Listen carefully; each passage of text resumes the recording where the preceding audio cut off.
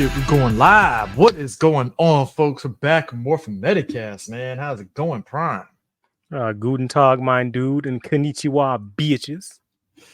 Yeah, so it's been a while. Hope you guys loved the last episode we did.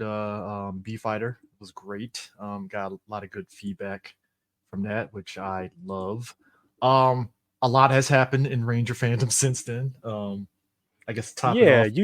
you went to Power Morphicon, so we hadn't had a chance to talk about the con. Like we talked about other things, but haven't talked about the con. So I'm really excited to hear what you had to say about your experience there. Awesome cosplays, by the way, sir.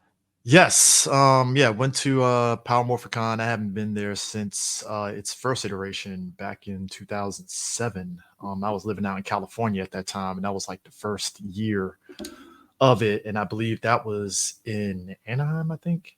I think it was in Anaheim, I believe. So it was definitely different.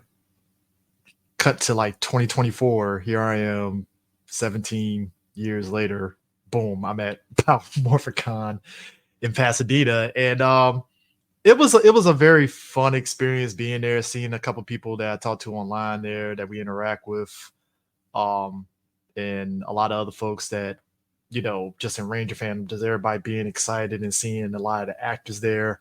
Now this isn't me being messy, but there was a moment that happened, a couple moments. Sky Frank and Jenna Frank. For those that aren't aware, and Prime, you can correct me on this. Last I checked, they were both beefing, correct? Yeah, last I knew, they do not like each other. And for some whatever reason, the people at the convention put the tables of them together, and if you saw one of them, you never saw the other at their table at the same time. Which I'm like, all right, that tracks. That's that bullshit I be talking about. Like, I don't get it. I mean, but it is what it is. It felt weird in a sense because it's like, on one hand, obviously, they had JDF stuff there because, honoring him and stuff. His JDF's birthday was last week, if I remember correctly, which yeah, wow, shit, man. Damn. It's tough seeing that, but it was a lot of people that, were definitely giving their condolences and doing their honor, taking pictures in front of, stuff with Jason David Frank's stuff there. And, Tammy Frank was there doing shenanigans, which I'm not going to go deep into, but there was definitely chatter, a buzz being there, which being there at the convention is surreal hearing people talk, and just everybody kind of echoing like, okay, so I'm not the only person that feels a little awkward seeing this all go down, and stuff. And I'm like, yeah, and I don't.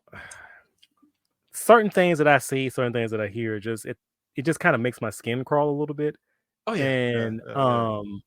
like, you think this fan, I know how messy this fandom can be because I see it online. I can only every imagine. every fandom is messy. So you can not like that. These niggas is, not like how these motherfuckers is. These motherfuckers buck wild. You probably know more people than I do because the messy I see is like surface level messy. So you probably seeing it like way like, yo, man, hey. You see how buck wild they get online, so I can only imagine the shit they gets up to in person. So I'm gonna leave that shit. Yeah. It's just bear in mind, folks, this is like my observation because it's like, obviously they're there, they're honoring their dad in their way, which is cool. There's nothing in me that, it's questionable. Like, but it's like, it was nothing in me that was like, oh man, I want to get an autograph from one of them. Like, why? Like, like, cool, I guess, sure. I was gonna say now I understand that's your dad and y'all look like, but I don't understand this. Like, you niggas weren't in Power Rangers. Like, you didn't kick the Power Rangers at the Megazord. You didn't break the green candle. You didn't fucking karate chop Master Org. What do we do? I don't want to meet you, motherfucker. Like, I barely want to meet them niggas. Like, what the fuck we doing here? What are we doing? Yeah, but it is what it is. But the other side of it too. Also, St. John was there, and Papa St. John, Papa John was there.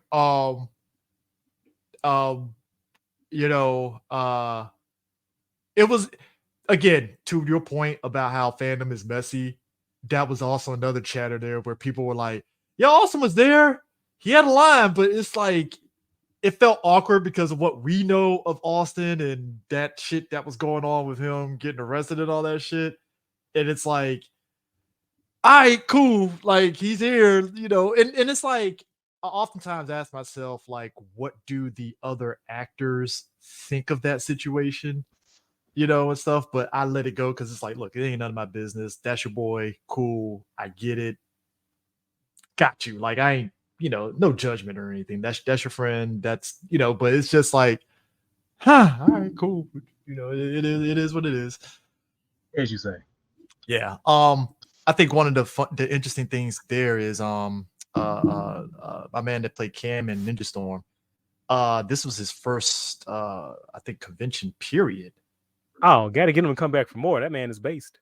Oh man, he was loving the amount of fans that were like big upping him and loving him. He was genuinely like shocked. Like I think that's like a main theme for a lot of some of the actors that go to these conventions. I guess and I don't know, like I said, I don't know what's going through their head. Like maybe they think that they're not going to get a lot of people that are going to know them, but it's like, bro, like people know you. Like, Cam, you are beloved. Like what?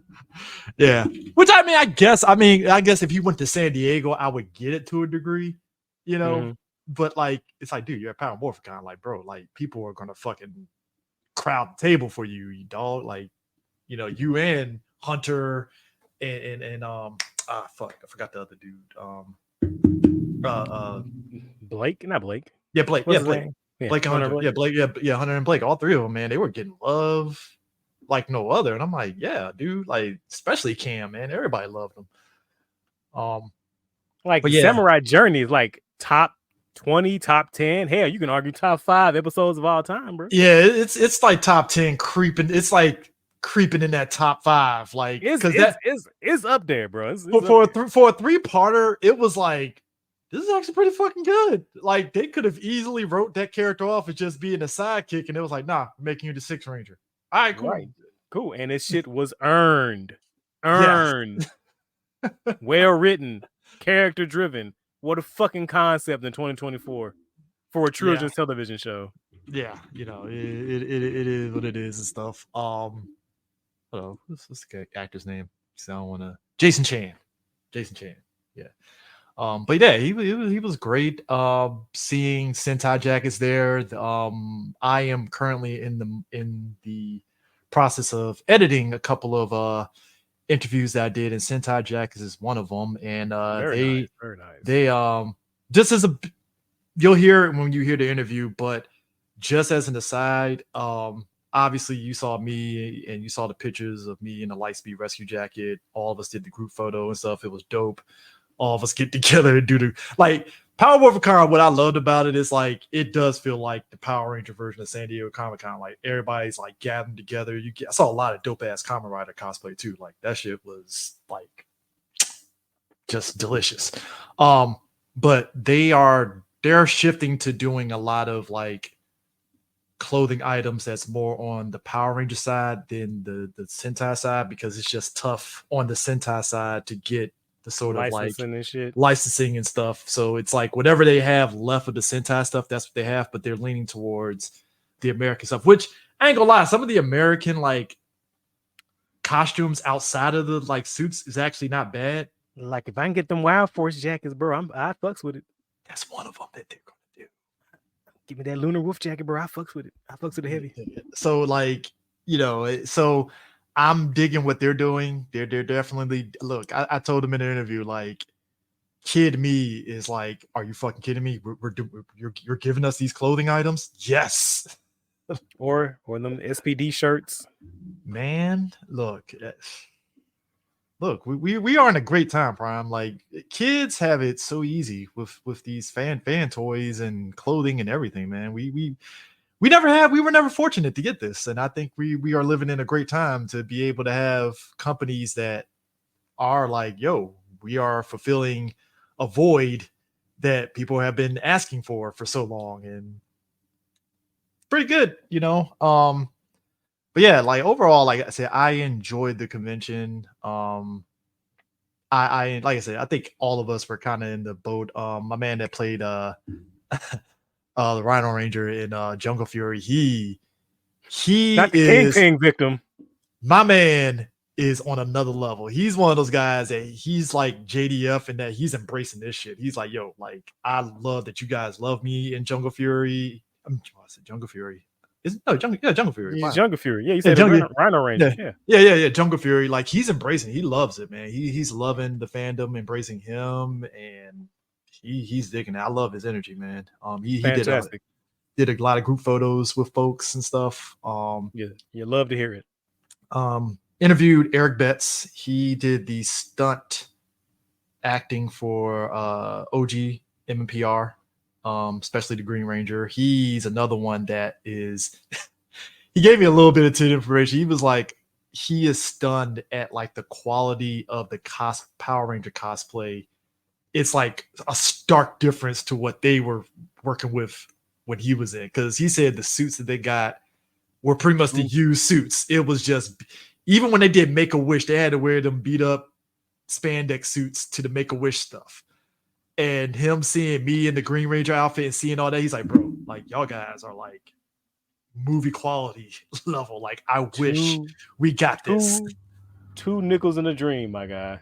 I mean, and I love it, man. He was definitely he's, you know, and everybody, he's another one. He was just shocked that everybody embraced him once they knew that who he was, and him and Hien from Tsunami from WMAC Masters. He's another one that actually did stunts for Power Rangers too. Both of them were there, and they both of them, man, love them, and I'm glad they're both getting their love, their flowers from the fandom. So it's great. You should definitely check out Power Morphicon one year.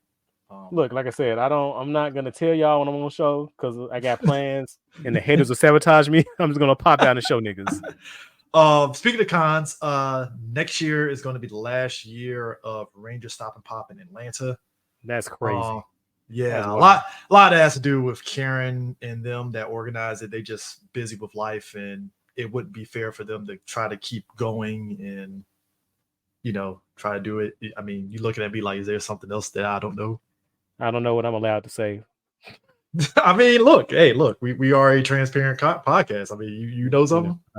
I don't know what I'm allowed to say. See, my issue is like, I don't know what I'm allowed to say. What I can say is a joke, because the people that know me are easly known and easily traceable. So is it the order joke?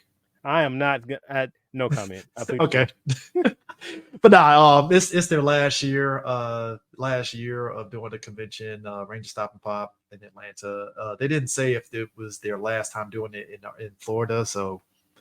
But I might check it out for one day, like I did last time, and you know. Yeah, it sounds like all the boys are gonna Avengers Assemble at that one. So I don't know. That might have to be the one I pop out and show niggas. Yeah, you know, hey, do what I do. Just fly down there on Spirit one day, be like, hey, you know, take pictures. Well, see, I got family down there, and if I go down there, I'm gonna be like down there for a minute. So yeah, because your family see you taking pictures, like, hold on, whoa, you were in Atlanta and didn't visit? The fuck? Again, nigga, you know how I do, baby. You know what I'm about. Oh, trust me, I've done that with family. They're like, first off, you were in California and didn't tell us. Well, first off, I was at a convention. So I just randomly popped up in New Orleans. I'm like, why not? But I'll say this though too. I think it's interesting that Power Rangers being dead, put it in quotes here and stuff. One quote. I'm loving the fact that people are starting to become like me and you, Prime, where it's like, look, bitter, jaded, angry. Not jaded, but more like, look, we're accepting Power Rangers status for what it is, and we're just watching the other stuff. Super Sentai, Kamen Rider, Ultraman, and we're just looking at Power Rangers like, you know what? I have the seasons on DVD. I got access to the other seasons. I'm good until they figure their shit out. And it looks and there's no point of me hoping and wishing for shit when it's just rumors at this point. And it's funny seeing a lot of people that are in the scoop business trying to grasp at straws on news. I'm like, guys, stop it. Because if they were going to do it, they were going to do it. Like, don't do this to yourself. Like, stop. Right. And the one thing that and I post this a lot on Twitter, the one thing that really gets my biscuits in a tism is that I see a lot of people like who aren't in the fandom or who don't know how anything works and they're only in their own little bubbles, and they go, "Oh well, Hasbro killed it because it wasn't viable." Let No, me stack my no. paper up. Let me stack my paper up and get on my soapbox real quick. So 2 episodes you mean to ago, tell Prime went on the soapbox. So hey, go for it. Go for it. so you mean to tell me that this show, this franchise that had an unprecedented, damn near uninterrupted 30-year run was a very high consistent seller in the boys toy market, was consistently in the top 10, top 5. Even Moving under product Disney, was selling like even under hotcakes. Disney, even as this is they told product was moving, product was easily found and accessible. Again, damn near on the air, non-stop seasons rolling one after the other, except for like 2 little minor little breaks. Even with that break after RPM with the revision MMPR that was That was just like half a year, and they half a jumped year at best. right back, and they picked it up and got this anyway. Yeah, So it was on the show, it was on the air constantly. So why is it that once Hasbro got their incompetent mitts on it, we started getting all these problems where, oh well, you know, the toy line production's fucked up, or oh, you know, well, we really can't do anything because of X, Y, and Z and the that's Sentai footage, and you know, this is just a really way in it because it doesn't end. We can't go any further. Can't do much more. Like, why are you fucking lying? You fucking corporate and bootlickers. everybody saying, "Well, see, I agree because Power Rangers niche." First off, shut up, stop. First, number one. I'm starting to hate the word niche so much because it's like I can get it, but it's like no, that's no excuse. That's no excuse. Like, come on. So at its most successful, like it's not as popular as it was during Mighty Morphin Power Rangers, but to be fair, like nothing is ever as popular when it first drops. Like Yeah. not You're even not fucking when you're Pokemon, brand new. not fucking You're never touching Transformers, it. not right. Now He-Man, like nothing ever touches that shit again. And my problem is like when you call it niche, I'm like, well, a lot of nerd shit is niche. Like nerd shit in and of itself is niche. Turtles is technically niche too, but it's still Turtles is trucking. definitely right. And like that's another thing that kills me. Like, oh well, how come Power Rangers get canceled and Ninja Turtles keeps get going? How many times has Ninja Turtles had to take off breaks and get reset in between shows where Power Rangers going? Just kept on going because of its success. And Choice. It really irks the fuck out of me. Mm-hmm. Like, and like again, I don't know if it's the allegations. I don't know if it's like the perception of it due to the production, like, you know, airing the show, aiming the show a little bit or skewing it a little bit younger. I don't know what it is, but like, let's not fucking lie. Let's not make up shit and say that the brand wasn't successful, that it wasn't viable. Otherwise, companies would not have invested all that time and money for, again, need I remind you, damn near 30 years. Let's be fucking for it's a mix of a lot of things. Now, one, Marlon Wayans summed this shit up. If you folks ever listened to it, he did recently, right? Yes. He broke it down. And Power Rangers is in that, what he was saying, Power Rangers nails it. And we talked about this a couple of times too. Power Rangers used to get like 35 to 40, sometimes 50 episodes a season, right? So up until Wild Force, we were in the 48s and 50 episode seasons, right? And then Disney does the 38, 32. It was 35, 40, depending on what it was. I think RPM No, hit. I'm pretty sure it was like 38, 32. Like they were but it's still a lot. Sub 40. That's still a lot. That's still a lot, episodes and stuff. Gotta hit that 52 weeks. And what Marlon was saying was companies latched on to streaming because, again, if you know anything about streaming really boiled down to tech bros and Wall Street pushing folks into getting out of that network model. But the thing of it is, the network model was making them way more fucking money. Residuals right, on the back end, like because you're getting all the stuff on advertising. Advertising is what you're kicking up off the money. You're selling ad space, like you're selling. Hey, we know guaranteed eyeballs are going to be on this show, or at this time you can air this. You can run ads on that show, and we get kickback, and you get kickback. It's a win everybody for everybody wins. Involved, right? Streaming, you don't get that. Because even with the ads on the streaming, you're not making as much compared to network where it's like there. So with Power Rangers, it was like, all right, you're making a ton of money. And then like when Saban bought it, I think that was the point to where it started shifting into this weird thing where they were splitting the seasons into like 12 episodes. Yeah, that was the Nickelodeon. And it made no sense. Which is weird because it's like that kind of tapped into how streaming goes, where you get half a season and you gotta wait damn near a whole year for and that kind of pissed me I, off, but that was kind I, of how streaming was to a degree. and that's so weird to me when they made that decision, because I also think it was toy motivated. Like, somebody please check my math and correct me if I'm wrong. But I do believe that also had to do with the fact that it allowed them a little more production time, because if you're running on the same show, because again, what does Power Rangers do every year? It resets. You do your year, you reset, new cast, new characters, new February toys, new to right, November, and then you turn back around February next year, start a new season, right, and do right. summer break, and then boom, that's it. But if you split the show into 20 episodes one year, 20 episodes next year, that gives you one, it gives the production a little longer time to work. Mhm. It also gives you time to have those toys like a little bit longer on the shelf, right?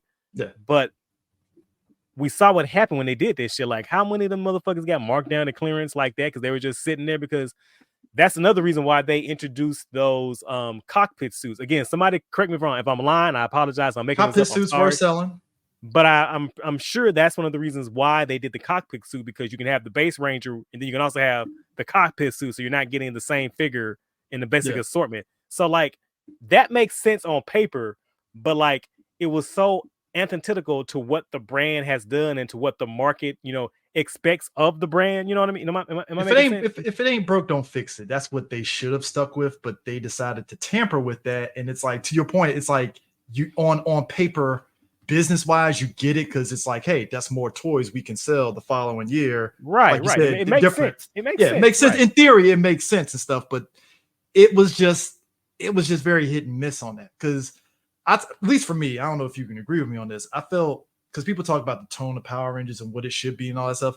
I felt the sweet spot of Power Rangers was from In Space to RPM.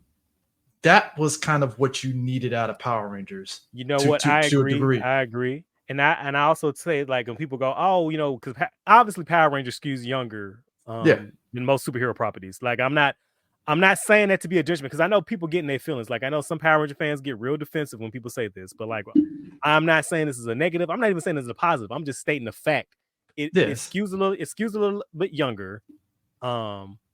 And the issue is that sometimes the people making it, or after RPM, the people making it stop taking into account that children shows that only aim at children aren't very good children shows. Like, your shows have to work on multiple levels. Like, and it's so wild to me. Like, we have all these multiple successful shows like The Legend of Korra or Avatar, Adventure Young Time, Justice, Young Justice, regular show, Gravity Craig of Falls, the Steven Creek. Universe, Craig of the Creek. You have all these highly successful shows. And again, it boggles my mind. Batman We Bear Animated Bears. We Bear Bears. It blows my mind that we have all these recipes, because like all the cartoons that we used to watch, because the shit used to start off as the shit used to start off like the Bugs Bunny and all that shit used to be matinees before movies for adults. So those cartoons that they played as shorts were geared for an all ages audience, right?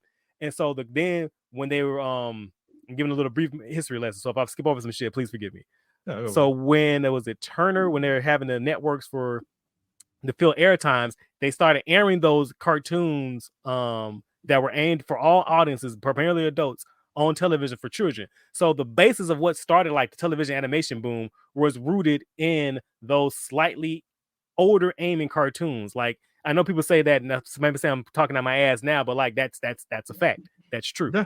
So some of those cartoons were there to sell toys first and foremost. Right. And so like that's one of the bases of animation. So to see people say like, well, only cartoons can only work when it's like aimed at children. Like, you can aim it at children, but like you can work on multiple levels. Like, you can be a little more sophisticated. You can have a little more nuance, and the cartoon can work, like I say, on multiple different levels, where there are jokes there for the children and things there for the kids, but they're also there for like the slightly older audiences, like those older gag cartoons, like all those fucking old movie references and old Looney Tune cartoons. Like, we weren't getting that shit. Like, we didn't, but like it was there operating on that level for the audience members that could get it. You see what I'm saying?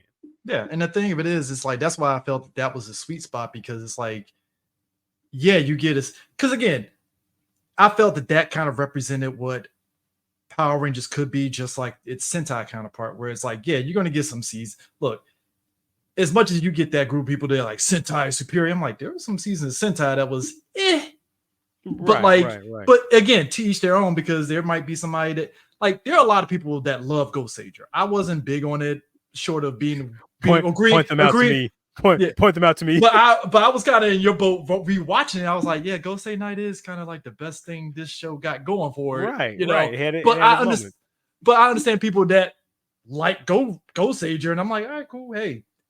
Hey, whatever, right? And it's the same thing with Power Rangers. There's some people that don't like fucking Operation Overdrive. And I can see your argument. Like to be fair, like there is no. I'm about to lie. I was like, there was one Power Ranger show I don't like, but mostly all the shows, like there's something for me to enjoy in them. Yeah. Because like I don't know, I have this real reputation where motherfuckers just think I like to hate on shit, and I'm just like I like a lot of things, and I talk about the things I like a lot. And like there's actually like no toku show, like, and that includes Power Rangers, Sentai, Kamen Rider, Ultraman. There is none of those shows that I air quote would like say I hate, because there are some that I like more than others, and there's some that there are things I wish they did better.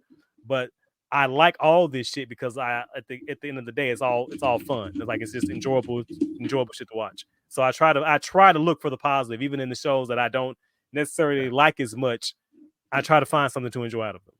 Yeah. So like that space is what Power Rangers should be, just tonally and everything, where you're taking each season and you're able to do your own thing and stuff, because and I'm not saying and look, we're not saying like we want some shit like that grim dark edgelord power / Rangers bullshit, but like, and I'm not even saying not even as dark as RPM. I say you want to kind of hit that sweet spot, like maybe like a Light Speed or a Lost Galaxy or a Jungle Fury, like, or Time Force, like somewhere in that tone, like where it can lean to the comedy when it needs to be and also be serious when it needs to be. You know what I mean?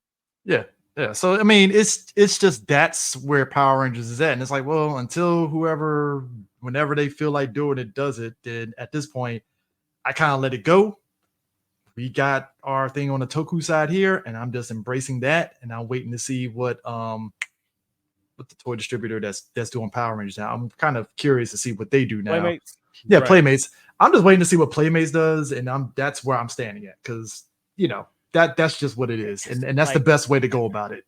Right. And have that hope. But like, again, I have like this nagging thing in the back of my mind where I just feel like for whatever reason, like Power Rangers just has this stigma. Like, I don't know what it is. Like, is it all the goofy jokes? Is it the comedy duos? It's like, I don't. It's kind of it's weird because it's like,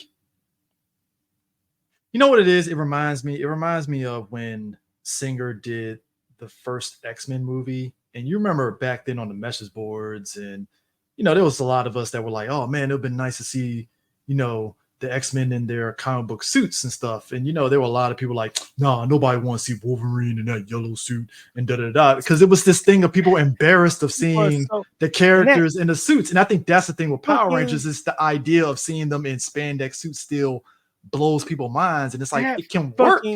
That fucking kills me. It's the same way when people are like, oh, I don't want Robin in the Batman thing. You don't want like, then maybe you don't like Batman. Have you considered that? Have you thought about that? And it's wild because you watch Deadpool Wolverine, the motherfucker put the goddamn mask on and shit, and everybody's like, yeah, and I'm like, that's what we've been asking for. It's possible to do it if you just embrace the shit. Like I don't know. I feel like so many people are just so insecure, and like they can't take anything like sincerely or at face value. Like everything has to be like steeped in this like fucking cynicism and like levels of irony. Like that's one thing that really annoys me sometimes about the MCU, where like they have to undercut everything with a joke, or like they're trying to like hit the audience in the rib, like, isn't this goofy, isn't it silly? Shut the fuck up, motherfucker. I'm aware. That's sometimes I'm here to have fun.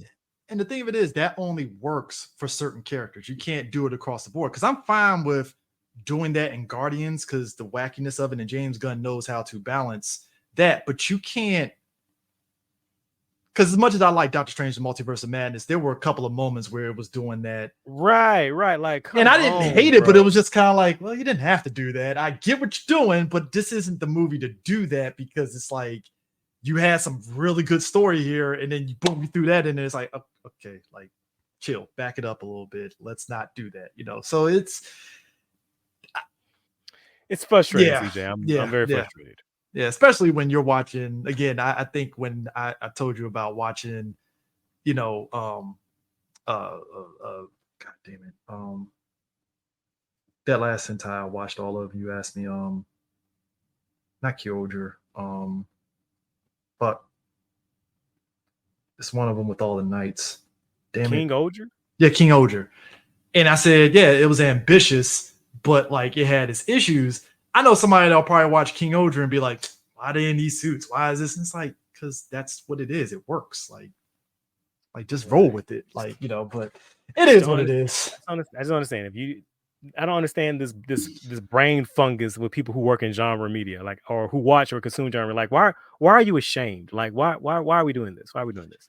But anyways, let's get to some good news, Prime, because you know, I feel we sing the praises and rightfully so to Discotheque. And I was at Otakon this year, and Prime, I was. You thought I was like I was like hollering like yes, Prime. We're getting Kamen Rider V3.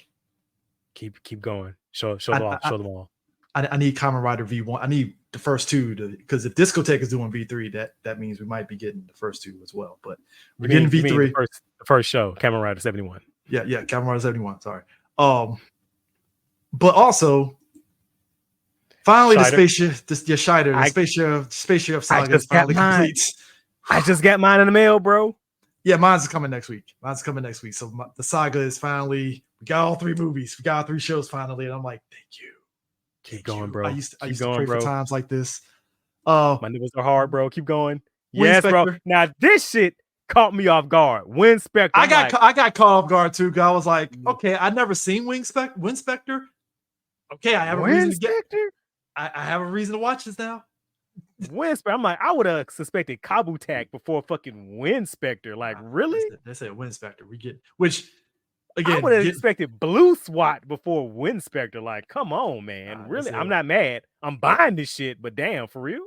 Prime. King Kikader. My bro. I'm so happy. I'm so happy because when that Hawaiian company went under, Generation Kikader, like I was like, I just knew that was it. Like we weren't gonna get any Kikader. But look at the extras though. We get the stage event and Discotheque. So, they must be making money hand over fist on their releases. Fingers crossed. This also means they're going to get the anime. We're also going to get 01. We're also going to get Inazuman. Can you imagine if I get Zubat on DVD on Blu-ray? I apologize for who I'll become. I'll just say that. Yeah. Oh, real quick, because this was brought up in the chat. Yes, I met Cal Higgins at Power Morphicon. Great guy. He spoke truth because, you know, it was me and one other guy we were talking about the Massiverse. That's this whole thing with Radiant Black and stuff. Great books, solid books. And he echoed what me and you said, you know, about doing Power Rangers, where he's like, yeah, I enjoyed doing Power Rangers, but I did feel very limited because it's like you're given this sandbox. And he said he had a lot of ideas of what he wanted to do to really expand on it, but he couldn't do that because of the licensing and stuff. CJ, what did I say? What did I say? Y'all niggas gonna listen to me one day. Almost all I'm gonna say. Like, and everything in the Radiant Black, Radiant Red, and all that stuff, like you could tell he really felt very freed now. Like he can do whatever the fuck he wants. He gave a shit. Like I said, like you can tell, oh, he's invested here. Oh, okay. Yeah, okay. And it makes sense because when you're invested in your own product, you can do whatever the fuck you want. Like, and it's great. The books in the Massiverse is fucking dope as shit. Like, there's one character in it. He's a what the fuck was the guy's name? I think Shift. Basically, he's like the Kamen Rider of the whole thing, right? So basically, he leads a crime syndicate that sells radiant tech based off of what he does. Like, he absorbs the energy of the radiance to power his suit, and he also powers the other suits, and he sells it to kind of form his own crime syndicate. So basically, any villain that uses it, they got to come to him to get the power in order to power suits back up. It's a dope concept. I fucking love it. But yeah, you could definitely tell like he has something really good going on, and I'm actually happy for him for sure. I will say he was going off on Hasbro for a minute, and I was hey, look, thank you. I was like, man, look at the universe. Got me agreeing with this motherfucker. Do you know how fucked up situations had to be? You know what? He has every right to be on the same page. I mean, look, he kind of sort of went in on Pookie a little bit. Man, he during was that. going off on that man. He was. Man, I was like, damn, Bravo, sir. can't believe, One of can't us. One of believe, us. can't believe. I apologize. I wasn't familiar with your game. Both of us. I was like, I might have to put that Shaq meme. I wasn't familiar with the game, sir. Like I shit. All apologize, right. sir. I apologize. Oh, and speaking of, while we're talking about the comic books and booms and shit, so why to the listeners at home right now, as of recording on this podcast, currently Humble Bundle has 2 Power Ranger related Humble Bundles going on. Mhm. The first one is a Power Ranger comic mega bundle that has 3 days left. Mhm. And what did I tell you, motherfuckers, when they were nickel and diming y'all on those Kickstarters and crowdfunding projects? You can get all of their fucking books for Digitally. less than $25 after they've already milked the fuck out of y'all. Unless you want the hardcover books like I do, that's probably the only reason. But otherwise, if you're doing digital, you might as well go ahead and go for that Humble Bumble and just call it a day. Just go for it because it's worth it. You know. Right. Right. Um. I'm saying. So The second one Uh-huh. is they have a deck building game collection bundle, I guess, for their card game. I haven't looked at it yet. I Their heard. desktop game. I've seen some people talk about the card game. They actually enjoy it. I mean, look, I think that's a one of my friends, Patrick. He's in sort of the tabletop gaming world and stuff. And tabletop gaming is a big booming business that people really don't know about. And it's actually pretty good. So I mean, hey, if people, I mean, what comes with that whole the whole card I guess bundle? I haven't looked into it yet. I just saw a post on the main page, but Okay. it looks like you get actual. It's not electronic because usually Humble Bundle has electronic shit.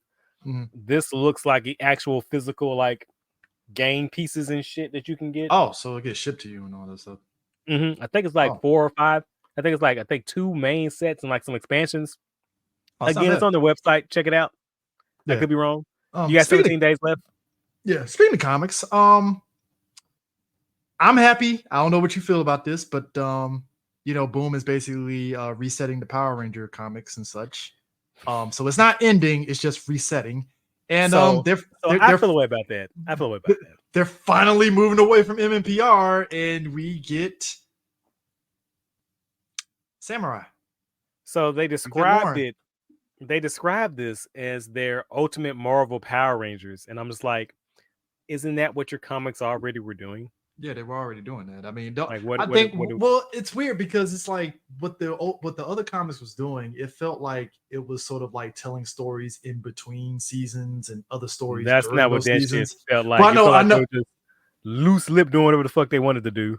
I know. I say it felt like it was loosely telling stories, like I guess expanding on MMPR lore before they started doing the whole time travel and multiverse shit, and it kind of went off rails.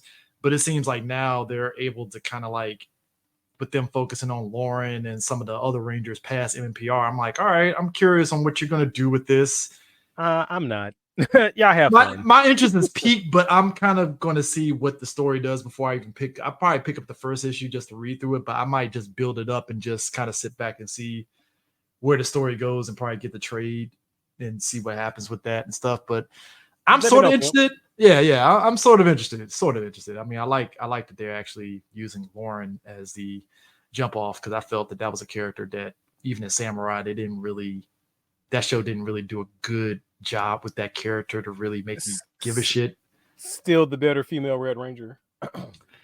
Look, there's been a debate online, and me and you saw it about like who is like the best Pink Ranger, and you have Jen and Shelby from Dino Charge. Mm-hmm. And I was like, you know what? Thinking back on it, Shelby was doing a lot of shit in that show that was like, she was really taking over and being a leader. And I'm like, I kind of forgot about that. I was like, shit, they're right. I mean, tit for tat, bro. Yeah. So, you know, hey, so there's that. So speaking of Kamen Rider, first 2 episodes of the show is up, but Kamen Rider Gav. Am I saying it right? Gave. Yeah, I think it's Gav. How are they saying it in Japan? I think it's Gav. I think the joke is like Gabu, like they're trying to say bite. I don't know. Yeah.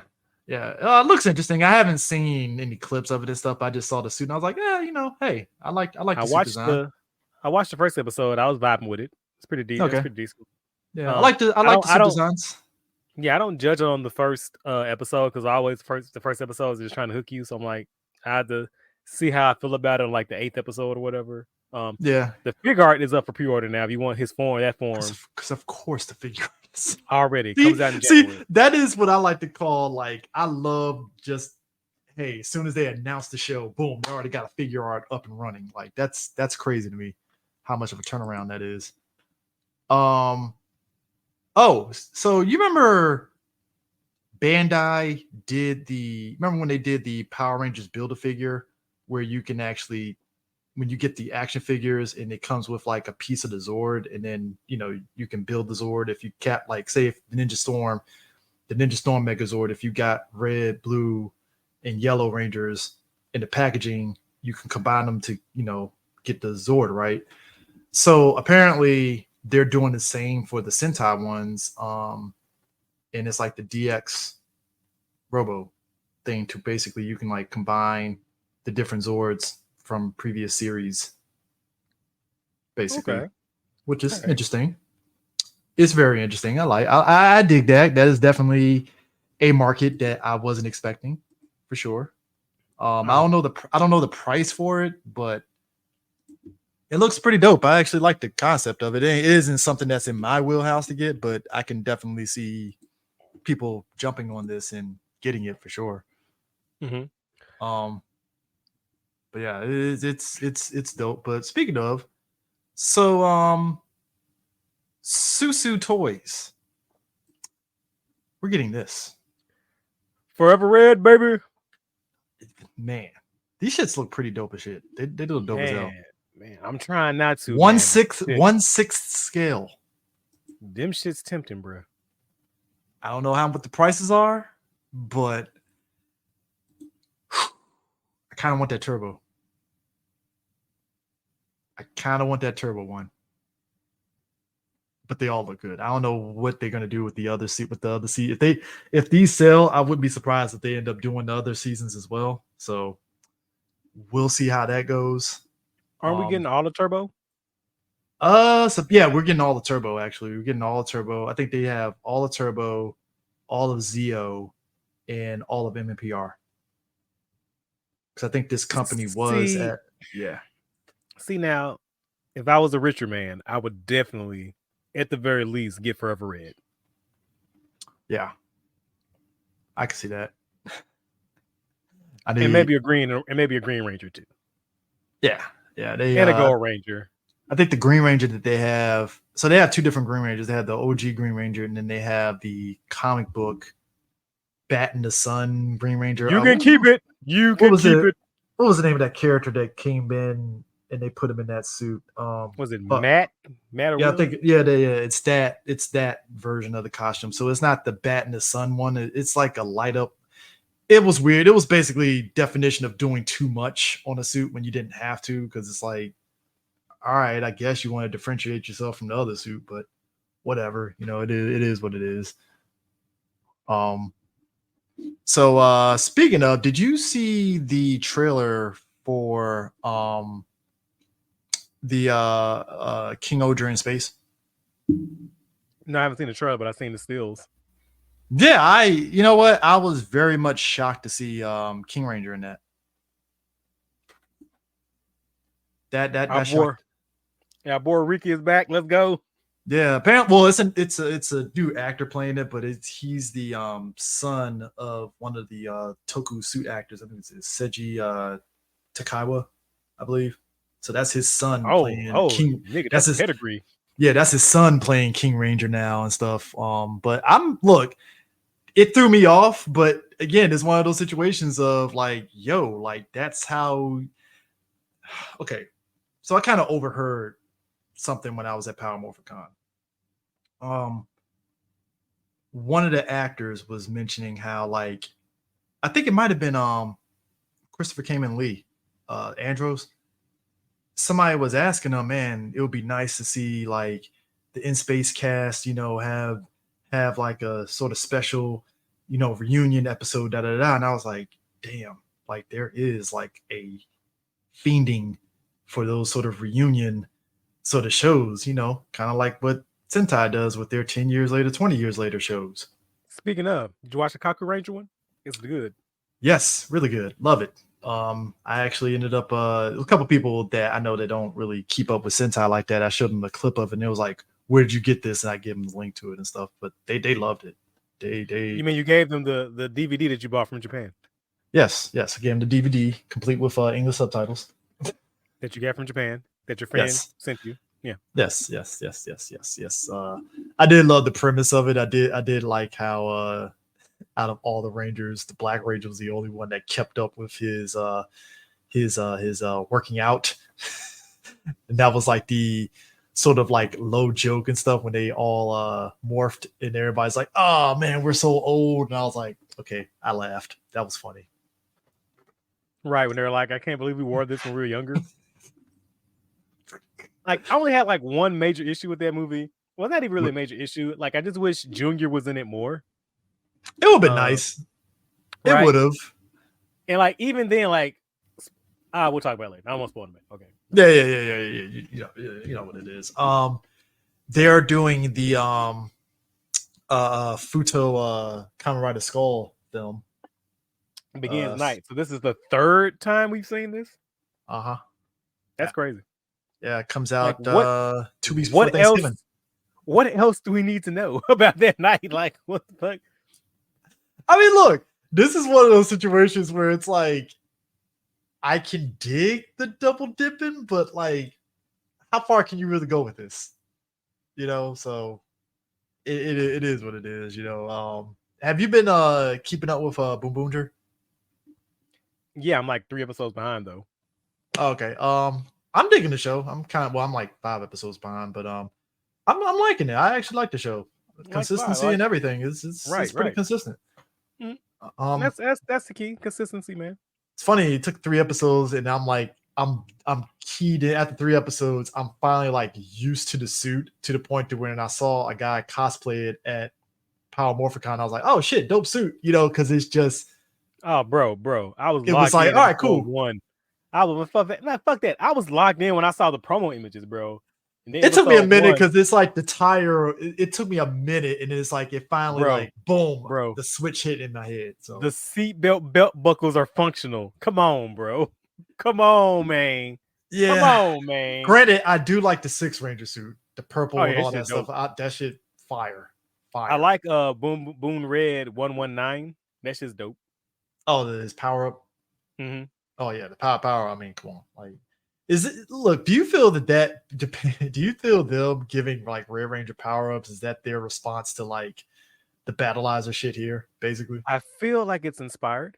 Yeah. I also feel like it's the never ending march for more merchandise because one of the reasons why Kamen Rider sells much more than Sentai is they have all the different belts and all the different weapons and shit and all the different riders.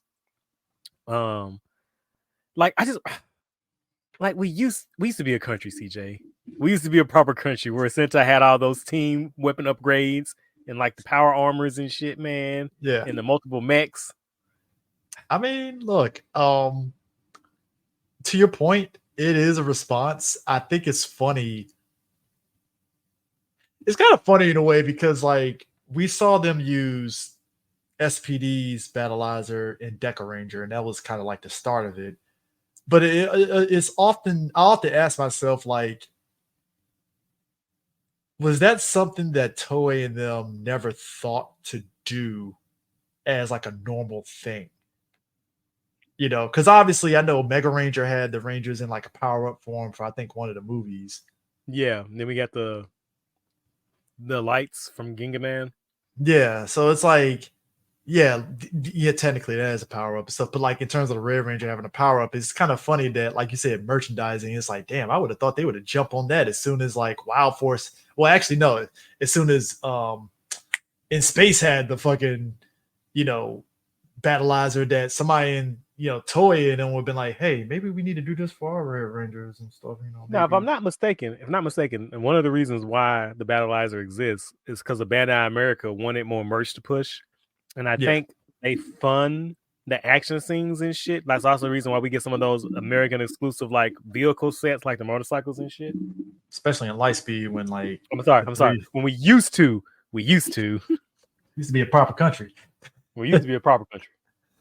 Yeah, I mean, look, look, Lightspeed Rescue for my money. That was the season. I'm like, so Carter got like two different fucking battleizer forms.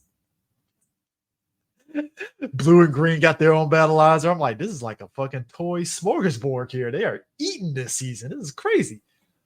That's that government stimulus hitting, bro. Hey, look, I told because yeah, Keith. Yeah, because Titanium Ranger, Young Ranger, and Green Ranger, they were there. Captain Mitchell was at Power Morphicon just for Friday. But like I told him, I was like, I loved like even though he was there for one day, he was another one that was just shocked at the amount of love like he was getting.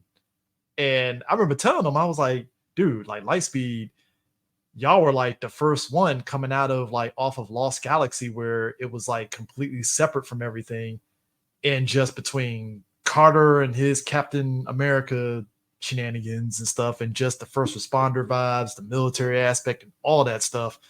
Like Eric, we all ate that fucking show up. I'm gonna say now, hold on now, bro. Captain Mitchell is one of the best mentors. Come on. Oh yeah, no, Captain Mitchell, dope mentor and stuff. Like I said again, it's just one of those situations where actors are just surprised at the amount of people. It's like, I mean, y'all guys came out the gate as like the separate season away from the Zordon stuff. People ate it up, and look, well, again, some people, because I was there, CJ. Motherfuckers did not like Lightspeed like that. They did not. True. I don't want to revise history. Let me stop myself and say we all ate it up. You're right, because it was kind of like, what the fuck is going on here? So it's one of those things where it's like you think back on it and stuff. I think we were in a space of people like, Lightspeed, really? Which I would thought they would have ate it up as soon as Captain Mitchell was like, sure, I'll give you my son if you save me and my daughter. Here, demon. Right. Like, for real, Dad? It's like that? What you mean? My man is like, hold on, diabolical. Quick question.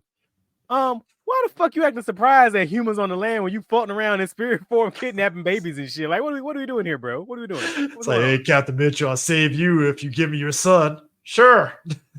It's like Captain Mitchell surprised his own son hates him. I'm like, you gave him to the demons. What did you think was gonna happen, dude? You think he got some demon pussy, growing up in puberty? I mean, you think he smashed on Viper? I mean, I thought he got some from Queen Banshiro the way she was kind of eyeing him. Oh, you say she was hitting with that aura? Oh, okay then. Okay. Hey, anything is possible. Anything is 100% possible out here in these streets. So it is what it is. Did you buy Kamen Rider Geats on DVD? Oh yeah. I'm waiting for Discotheque because they just posted. I haven't watched like the last 3 updates, but the last I looked, they said that the discs are good to print for the 90 movies trilogy. The Jay and Shin and Zio. Shin, yeah. That's the one everybody is like, oh my god, I can't wait to get it.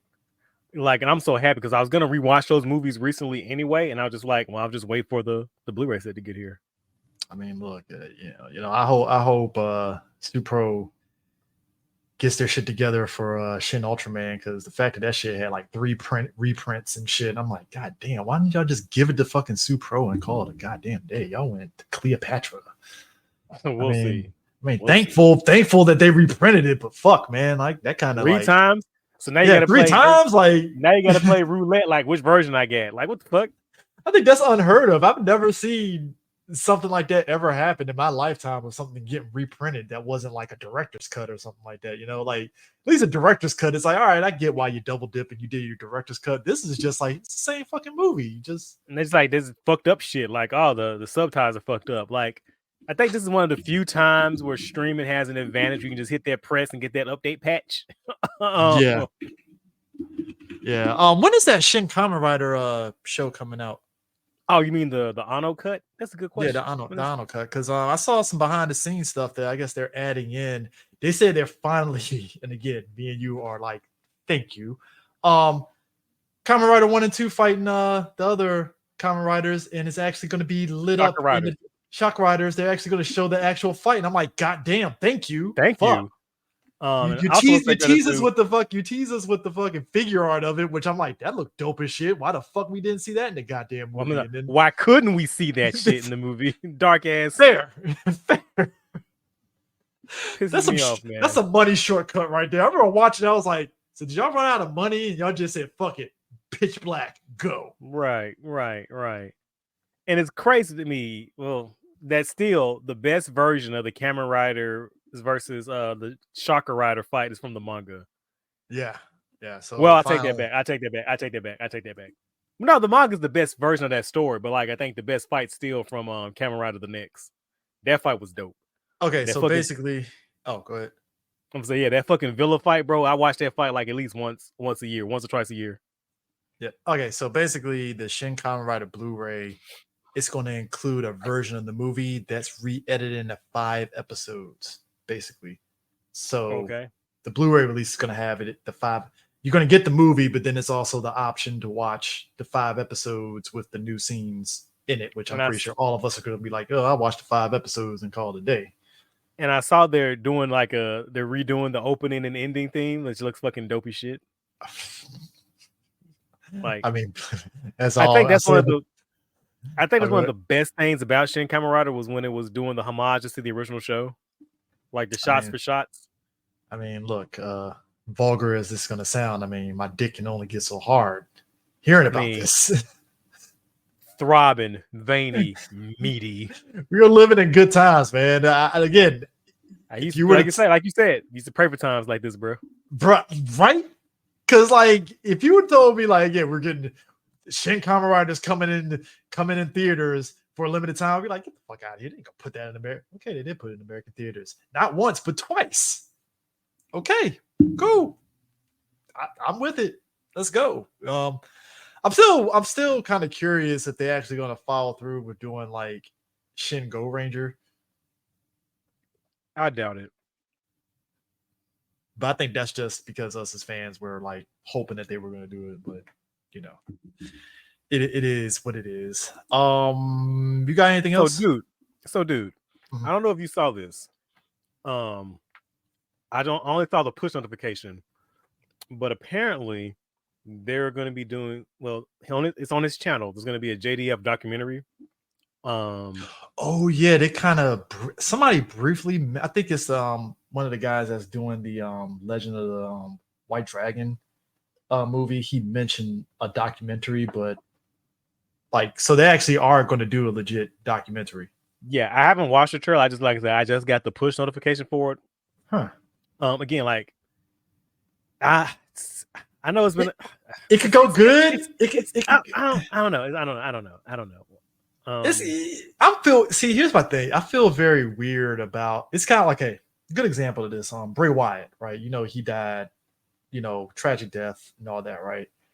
And obviously WWE, they did a documentary on Bray Wyatt and all that stuff. And I felt weird watching it because it's like Bray, to me, good wrestler and all that stuff, but it just, watching the documentary, it just felt weird watching it because it just felt like it was a cash grab. But at the same time, I'm not going to knock people that had interactions with Bray and they are wearing their emotions on their sleeve and explaining their interactions with them and all that stuff. So it's good.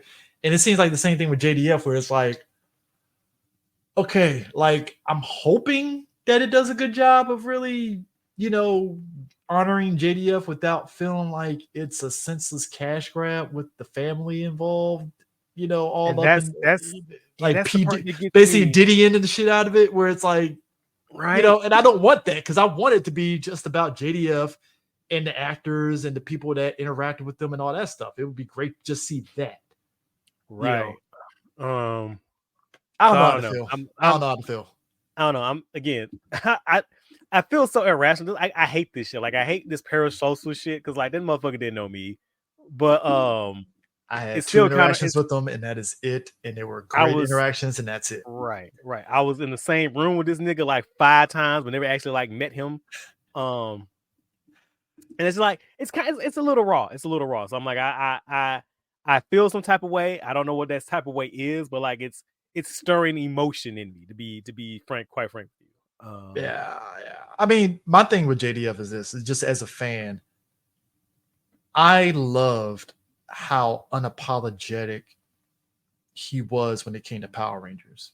You could He tell was he 10 toes down. 10 toes down. Like, fuck, even looking at Legends of the White Dragon, like, take whatever you feel about that movie off the table for a second. You can tell there's a measure of passion in that stuff that's to a point to where you can see a guy that really he saw the vision of what Power Rangers could be and kind of felt some way that that vision wasn't necessarily matched by Saban and even Hasbro, you know, because and it could have.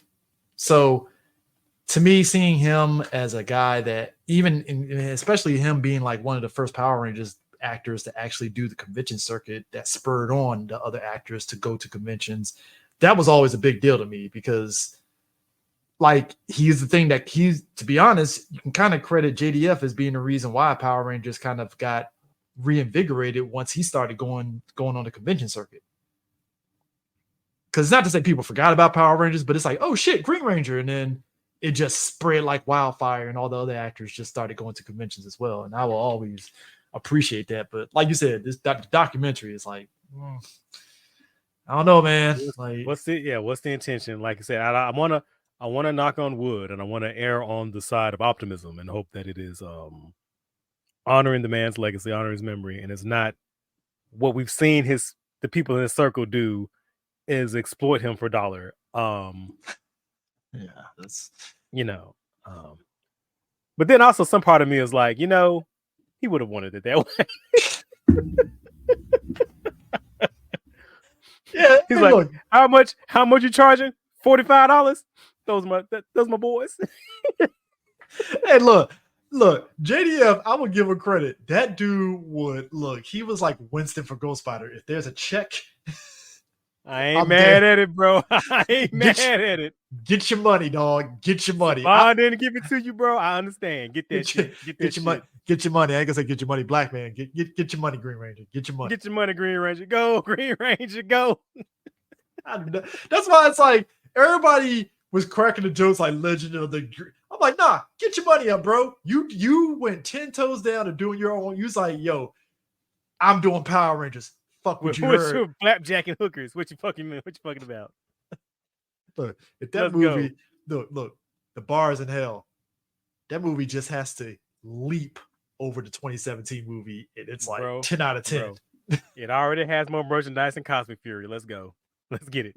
The bar is in hell. The bar is in hell. That's 2 action figures. That's 2 more than under hell. It's under hell, my friend.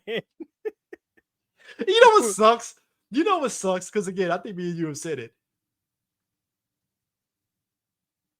And I gotta agree with you, Prime. It's gonna probably take somebody to actually have to go fund us to actually do Cosmic Fury and Dino Fury. I'm not doing it, bro. Here's my thing.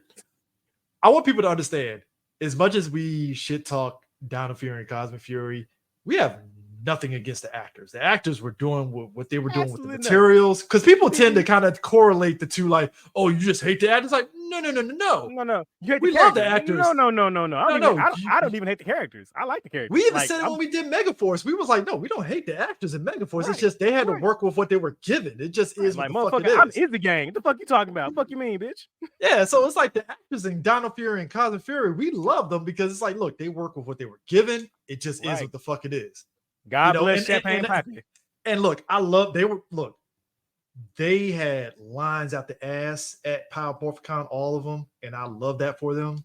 Good looking cast, by the way. There are those fine looking kids. Great looking cast. Look, I love them. Look, our boy, former Red Ranger, bro, his family was Champagne there. Pappy. Yeah, Champagne Pappy. Oh, Champagne Pappy was there, bro. Oh, bro, his younger brother looks just like them. He could be his stunt double on the fucking show. The genes are strong in that goddamn family. His family came there, and I was like, because at first I was like, is that him? That's his brother? Holy shit! And I saw his mom and dad. I was like, god damn, the genes are strong in that family. Like, which had the more force, the mom or the dad? The mom, a little bit. Oh, Okay. Leans a little stronger on the. You can see dad a little bit in him too, but like the mom is a little strong, a little strong. But but not Okay. his brother, it was like a spitting image. Only difference is his brother had glasses on. It's like you take the glasses off, it's like that's him, like right there. Here for flashback scenes. Here you go. There you go. It's like Clark Kent, Superman, kind of like if Clark Kent and Superman were like separate entities. It's I saw hold that up. movie. Yeah, that was that Superman 3? Was that 4? Wasn't it when he got split in the? Four Was it 4? was radioactive, man. I think it was 3. I think it was 3 because that was the one with With the not Brainiac? um With black Richard guy. Pryor? Which one was Richard Pryor? Richard Pryor, yeah, because he had the fake kryptonite that he made out of tar. Yeah, That with the yeah, so it was 3. It was female 3. not Brainiac. Yeah. It was Okay. 3. It was 3. God damn, you were right. That was not Brainiac. Fuck. Fun I fact, hate it you, was supposed to be. Now I got to go supposed to be. back. It was supposed to be. It Yeah. was. It was. I didn't know that. No, it was supposed to be Brainiac, but I forgot why they didn't do Brainiac. Like that was the intent. I really didn't know that was supposed to be Brainiac. I swear to God, I did not know that. Yeah. Wow. They really were going to do that. Damn, I didn't know that. That's good tidbit information here. Yeah, I forgot why they didn't have it be Brainiac. Probably some stupid shit. Who knows? Who remembers? But let me ask you this before we move on to B Fighter Kabuto. We were having a conversation. It was me and a couple other people. It was like on a Sunday, and we were talking about like, damn, like it would be nice if they somehow were able to find the actors from Mystic Knights of Tyrannog. And I remember I sat there and was like, oh, Mystic Knights of Tyrannog. Now there's a show I haven't heard in years. Amateurs. And I was really sitting back and I was like, I'm still confounded. I think me and you just kind of gave up. I'm still confounded on like, so what's the licensing situation here to get that shit on DVD? Like, I really need to know. I really would love to know what is the fuck is going on. Because it's like, if you can get Superhuman Samurai on DVD, if you can get Beetleborgs and VR Troopers, I'm really kind of Mass Rider. I get because it's just a lot of fucking the licensing and shit on Mass Rider. Yeah, like there's like at least with Mass Rider, there's at least like 6 hands in that cookie jar. J, Zeo, Black. Black RX, right. It's like too much. Right, you gotta go through Ishinomori, you gotta go through TV Arashi, you gotta go through Toei, you gotta go through Bandai, you gotta go through whoever holds the Saban library license. So like it's a lot of shit going on. So I get that.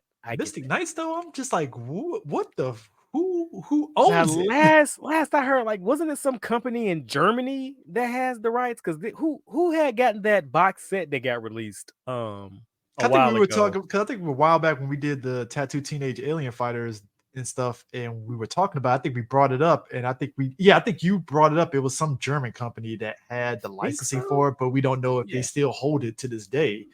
And I was like, Dad, that would be like something that I hope Discotech magically gets it for some reason. That would be nice. I mean, I would take it to go on. Who has the rights to the cookie jar, the Deke library? Where is that at now? I don't know, because I know Discotech, they put out they've been releasing Deke shit. Yeah, they Street just Sharks. come out with Street Sharks. Yeah. Street Sharks. Did they also announce Sherlock Holmes in the 21st Century, or did I dream that up? Sherlock Holmes 21st Century. What the fuck is the other show? The Cyber 6. Cyber 6. Yep. They just got Cyber 6. That's on Blu-ray. That's on Blu-ray. And they also announced what's that other one?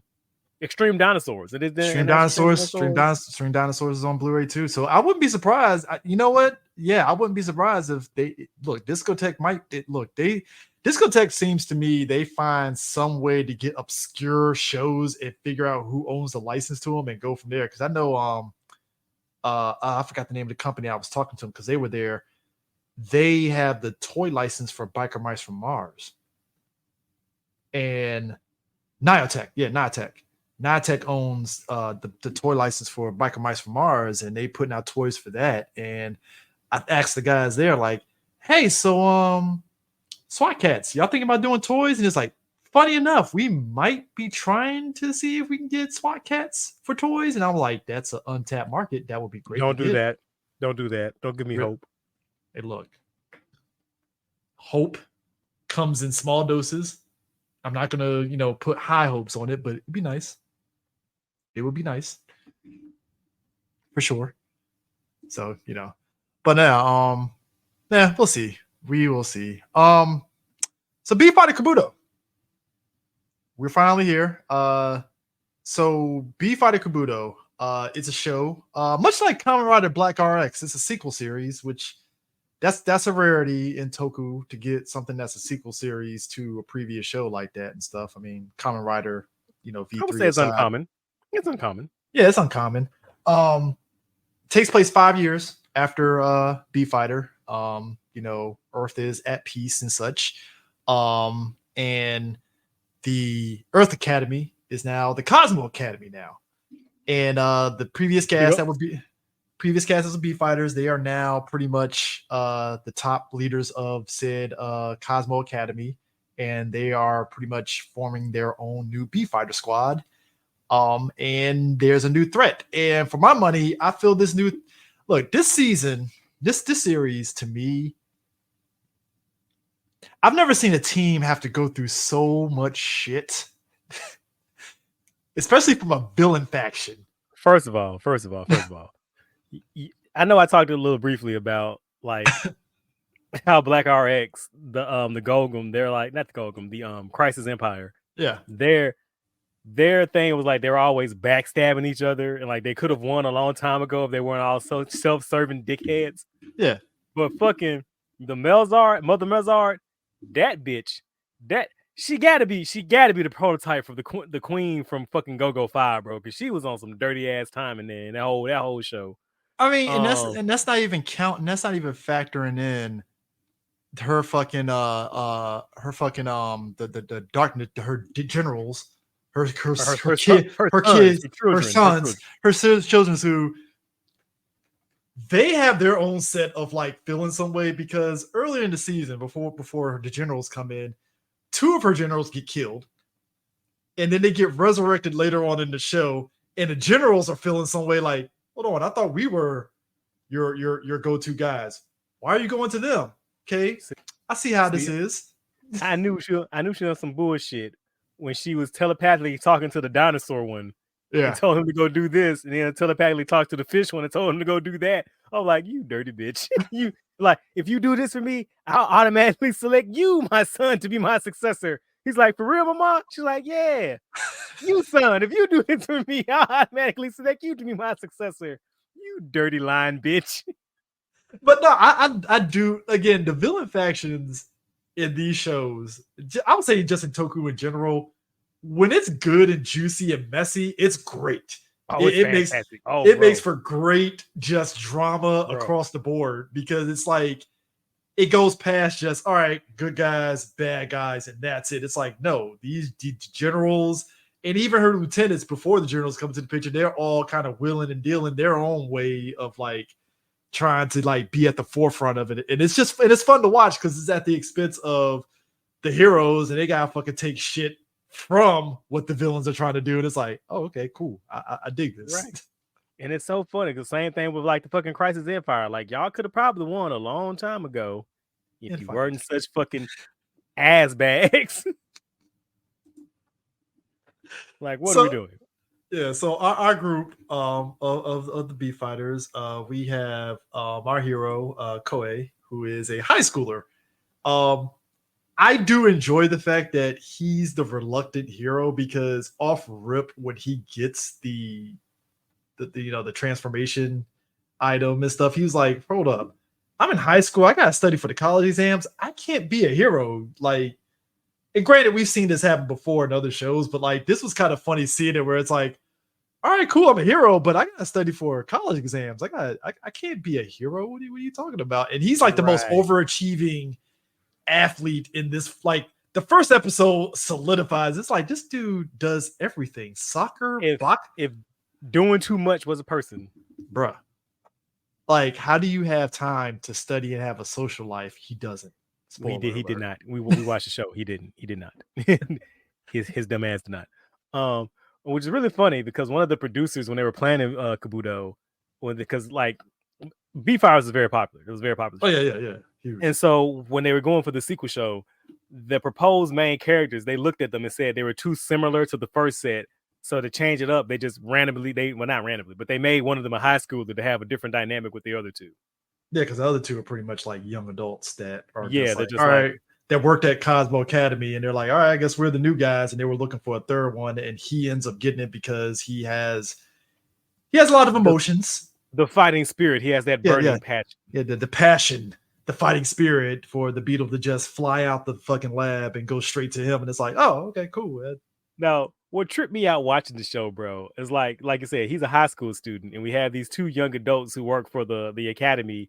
It's like, why are y'all constantly hanging out with this motherfucker? Like, don't go to work, man. Why are y'all at the high school kicking it with him and his sister? Do you work? Doing? Do you work? Because every day, don't you have a job, bro? Why are you hanging out with high school? I just assume the academy is paying them so they can just do whatever the fuck they want. I'm guessing they were constantly at their school. I was like, what are we doing here?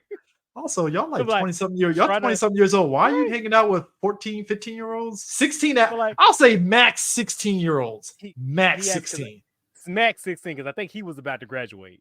He's about. So I'll say he's about 17, 18, maybe. But still, Max. Like, Ran, why y'all hanging around? You trying to catch a case? You got a weird case. Why you around? What's going on? Like I said, holdovers from the last season. We get the previous 3 B fighters and stuff. They even team up for like it's like a 3-episode arc. I think it was what tripped me out, bro, is like they got that 3-episode arc, right? Well, yeah, Takio was there at the beginning, right? To pass the torch from him. Yeah, because he's basically kind of like O-Red in Gokaiger, where he was like leader. He was pretty much the general of the O Rangers, essentially. Like he got pretty much a promotion essentially, and that's the same thing here. You know. So what tripped me out watching the show, bro, is like they get that 3-episode arc, right? It's like, okay, that was a cool little mid show thing. Then these motherfuckers keep coming back. I'm like, you mean saying we got all this footage of them fighting with and fighting against the Kabuto team and fighting against monsters from Kabuto, which like it just made me angry all over again. With like, so you mean saying we couldn't get this in Beetleborgs, man? We couldn't Beetleborgs Metallics, bro. We couldn't, like, the fact that that's money. That's money, bro. The fact that at no point during Beetleborgs they're making this shit. They didn't look at that footage and go, we can do this. We can do a version of this. It's like that shows me like they didn't understand anything about toku and they didn't understand nothing about comic books. They just wanted to make their fucking softcore Universal Monster frat show. Like, get the fuck out of here. Hey, look, got pour one out for Sage Guru because bro, that 3-episode arc with it ending with him getting killed. I mean, spoilers, but like him getting killed, it was like, oh shit, like, because I'm thinking, all right, he's another holdover from the previous series. All right, he's gonna probably be the Zordon and whatever. And it's like, oh, they're doing, because they were doing a lot of stuff with this character. Because I'm thinking, all right, he's here, but he probably ain't gonna really be. And it's like, oh, he actually is all right, cool. He all right, cool. Got you. Did you peep the update to the costume? He had all those gray hairs now. Well, yeah, 5 years later, got get him, make him older and stuff. Distinguish, like, yeah, he can't be a silver fox. Like, what the equivalent of? Can't go full silver. You never go full silver. All right, you never go. Had the little streaks, a couple little curls in there. I like it. Dude, it'd be like if Larago, if they did a Turbo revisit and Larago is like has gray hair and shit, and his son is like young. Yeah, no. Larago comes back 6'5". Like, what up, Rangers?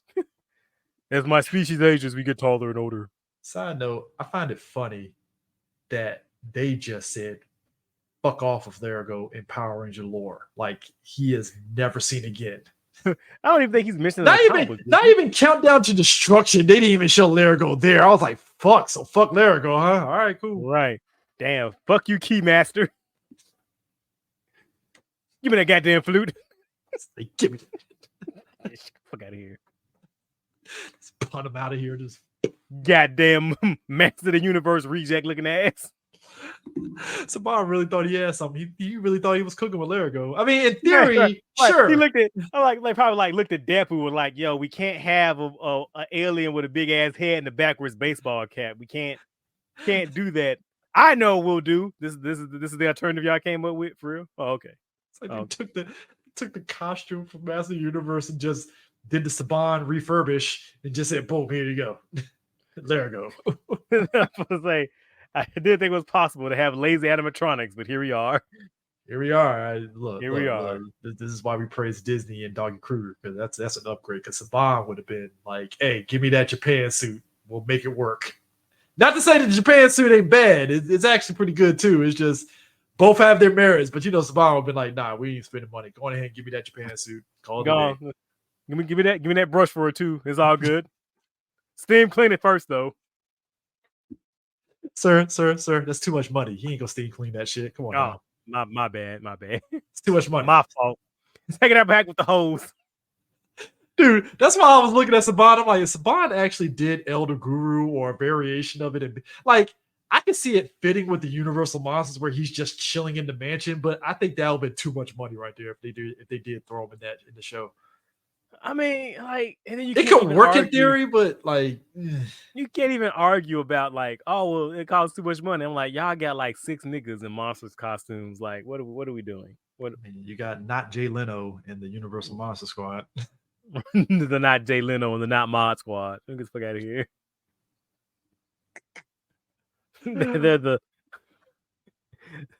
They're the bootleg creature commandos over here, man. Come on now. It is kind of wild to me, like, because even in Big Bad Beetleborgs, I will give Beetleborg Metallics this, is that they at least kept the generals intact and stuff. Obviously, different actors, mostly and stuff. Mostly. And look, the makeup on them were pretty good too. It matched up with the show, so it's kind of interesting seeing like Dinosaur Warrior, like his whole arc, because he's in the whole show from like beginning to end. Right, basically. Like that little that little arc he went on about his my pride, my honor. Yeah, I mean, look, him and old Scorpion Boy. Yeah, was it Insect Swordsman? Mm-hmm. No, that was a chick. That was a chick. That chick. I'm talking about the Bee Crusher. Oh yeah, Bee Crusher. They had an interesting dynamic, didn't they? Man, listen. So, fun fact about that shit. So, we were supposed to get a third Bee Fighter show. Really? Yeah. So, Bee Fighter was like, Bee Fighter, y'all. Listen. Dude. Come in. Lean in. Bee Fighter was extremely popular. Like, it was prime. Just, I want people to understand something. Okay. You have the core Bee Fighters. You have the auxiliary fucking fighters. So that's 4. Plus the fucking damn evil generals. So that's 3, 4, 7. That's 11. That's 11 toys right there alone. And that's not even counting the fucking monsters. I can see how you're making a lot of money hand over fist with all, and that's and also the fucking 2 Zord like characters and the fucking dude. This shit, I can see how they made a lot of money off this shit. It's so much. Well, CJ. I said Bee Fighter was very popular. Kabuto, on the other hand, was it? Was not as much. So we were supposed to get a third show. Yeah, we're supposed to get a third show. And the concept they were going to go with was going to be like the Great Insect War. But when production staff and the toy team got together, they figured it would be too difficult to do. And so they incorporated those elements into the second half of Kabuto. However, by that time, Kabuto wasn't as popular as Bee Fighter. So the third show was scrapped altogether and they went with Kabutak instead. Yeah, now Yeah. That probably explains why the second half they kept mentioning about the fucking war and wars afoot. Because so the auxiliary fighters, the first one is Wendy Mack from America, played by Ruben Langdon, who he was at Power Morphicon. Great guy, love him. He does the mocap and voice for Dante and Devil May Cry. It's great. I look all the suits I love.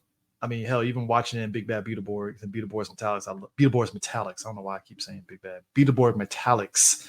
I love the suit designs and stuff, but like him being an American, that's part of the American branch of the Cosmo Academy is interesting because that's something else that they show in this show is like the second half when it starts at like episode, at least for me, episode 25 all the way through the end, which is pretty much the second half of the show.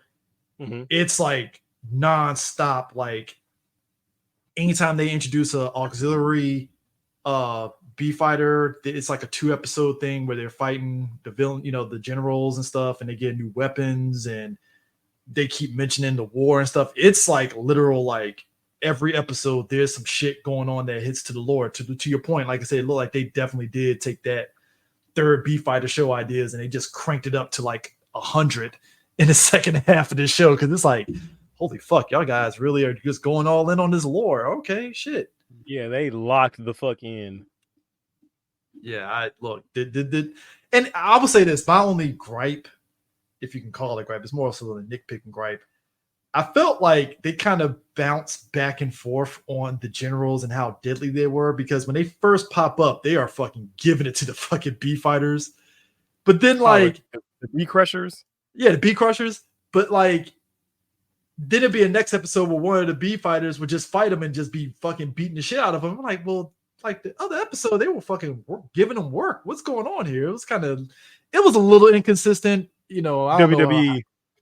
Yeah, it's kind of like, okay, so you guys could clearly hand these, because it wasn't to the level of what I thought it was going to be, where like the Psycho Rangers, where they were very consistent on them putting their foot up the fucking Rangers' ass like every single time they saw them, kind of vibe. And I didn't really get that vibe here, because it was just up and down, and it kind of felt like it was just servicing to whatever they needed to do for the episode, which isn't a bad thing. It was just kind of like, it would have been nice to kind of see that consistency a little bit on that end, so. But yeah, to what me and Prime are saying, the crux of this show is really based off the villains and their wheeling and dealings, which is, again, great character work across the board. In your eyes, going back to what you were saying about Kabuto like not being as popular, do you think it's because they put so many characters in it instead of just focusing on just the core group? I can't really say, because like it started off pretty strong. Well, and this is my opinion. The show started off pretty strong. It has some of the same flavor as B Fighter, but somewhere like along the round, like I don't know, maybe it lost steam. Like I know a lot of the same staff from B Fighter worked on Kabuto, but if I'm not mistaken, one of the head directors and producers, I think they jump shipped, and I think they went to do Car Ranger again. Somebody please check my math. Yeah, because this came out around the same time as Car Ranger, right? Right. So I don't think it had as strong a unifying vision, and also, to be honest, it was also coming off the back of the Black Beat storyline, which is like one of the all-time tier fucking toku storylines. Like it is up there. Like that shit is dope. And a lot of that show was carried by Black Beat in that dynamic and interest. And there wasn't really, really anything of equal quality. Like I said, like Mother Mazard, wheeling and dealing her sons was interesting, but I don't think it played up to that strength. The Beat Crushers could have been on that level, but it just felt like they kind of like you said, they got jobbed out. Yeah, it's like they could have, which is unfortunate. Yeah. I mean, it's like they could have, but it was just like, hey, we have these other plot lines, and we got to get this insect war started. And it's like, damn, so y'all just undercutted the fuck out of your stuff. And it's like, all right, cool. Right. And I did like how when they were doing like the lore dump with the astral sword and all that shit, how it all linked back together with the first show, like everything tied together, like. But like watching it go, and I was like, did it really need to be like that tight of a bow on it though? You know what I mean? Yeah, like, it was convenience, so to speak. Basically. Right. Like, so the war between these motherfuckers then caused, I don't know. So like, I don't know. Yeah. I mean, I did, like I said, I did like the action set pieces. I think the first episode when they're in the submarine and they come upon the villains and stuff, I did like their intro, because they come in like hot, invasion and everything. Literally. Invasion and everything. Like the first monster they fight, it's like a woolly mammoth, and it's freezing everybody and shit. And it's like, oh, okay, so we're actually doing this. Okay. And I thought it was going to be like they freeze them and everybody dies, but it's like, no, they just freeze and then they defeat the monster. Everybody just is unfrozen. I'm like, come on, man. What you want? You want to blood that early on? Now, what I will say, like, that fight kind of annoyed me a little bit because I'm like, so you mean tell me this teenager with no armor tanking them shits, he tanking the tackles, and he's tanking the ice blast? Really? Okay. My man got speared by the fucking thing and didn't even nothing. It was just like Right. I'm like, damn. Family jewels big as fuck. I see. All right. Oh man. Oh, and how you feel with the episode when it turned out that the Coaga was supposed to be gold, but he didn't get it activated and he was feeling some type of way about that shit? I mean, look, I knew that they were going to circle back to that, especially with oh boy getting it in the first episode, because I was like, they're going to revisit this because you know somebody there was going to be like, the fuck is this? Why can I get it? Why does this kid get it? The fuck? I got spirit. Like, I got gumption and gumshoe. It's like, I like to cut at this kid's jib. I'm going to him. Right. Oh man, like it is what it is and stuff. Funny enough, I think Discotech is going to probably end up doing both B fighters at some point. I just thought about that just now, bro. I'm posting that Kratos meme. Discotech release both B fighters, and my life is yours. What did it cost you? Everything. Was it worth it? Yeah. Yes. Yes, it was. Would you have to give up? Power Rangers. Oh, that's a fair trade. And I'm like, yes, it's worth it. Yeah, that's fine. It's a fair trade. I can sleep easy on that. No Power Rangers, but I get B Fighter and B Fighter Kabuto. All right, cool. That's cool. Yeah, sure, that's fine. What else you want? what else you need? What else you need? Keep tossing it in there. So how'd you feel about that episode where Homeboy was basically saying, fuck them insect kids? Dude, I had the perfect gift. Hold on. I gotta see if I still have that picture. It was basically, I forgot who the actor was, but it had fuck them kids at the bottom of it and stuff. I forgot it was an Asian actor, and it had the Jordan fuck them kids thing. I was like, that would be perfect for this. I gotta find it, but like that shit was mad funny. He was like, so we're gonna go destroy this forest land and evacuate citizens here, and it's like, could you not do that? And he's like, could you shut the fuck up and let me do my job? It's like, what about the life that already lives here? Fuck them kids. It's like, why do I give a shit about them? I'm trying to, this is self-preservation. What are we doing here? Like, nah. Which, hey, look, I'll say, what tripped me out is the insects are like, oh, word? Well, we take that power armor back then. Y'all be blessed. Bless up. What? Wait, what's going on? Like, we can't. Dude, they pulled the animus on their ass. Right. It's like, oh, it's like that. Oh, you don't want to recycle? Go ahead and take that power back from me, buddy. Let me get the B commanders real quick. All right. Today you're gonna learn a lesson, and the lesson is: can you fight without the armor? That's the question. What it is, it is. The end of the episode. It's not funny. It's not fucking funny. It's actually supposed to be serious. It's actually teaching a very important lesson about coexistence and tolerance. It's actually very important. I mean, that's been the thing even for B fighters, like the coexistence of humans and insects. It's like, hey, like you said, tolerance and all that. It's like, come on. But at the end, when he's about to fall into the fucking lava, wow. I just realized now, just talking about this out of context must sound fucking crazy. But at the end of the episode, when he's about to fall in the lava, and the fucking beetles made the little chain to catch his hand and keep him from falling, but then they died in the flames. It's like they sacrificed themselves for me. I was like, what the? Did they though? Did they though?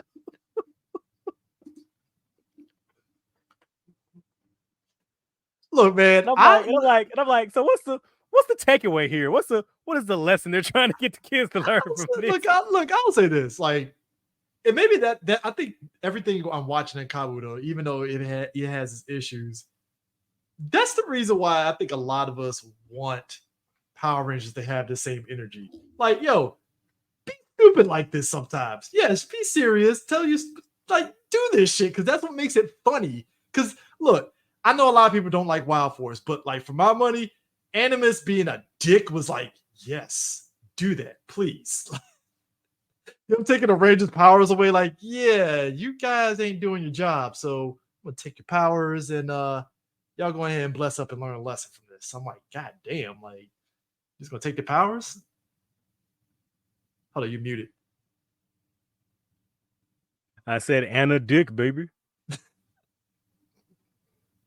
And that's my thing. It's like it's a that's what it kills me, because it's the same issue with like comic books. Like you can have the dark, serious moments. You can also have like the levity. Like you have to have that balancing act, because it has to be that those 3 H's. Was it heart, humor, humanity? Like those things Yeah, can all coexist together. You know what I mean?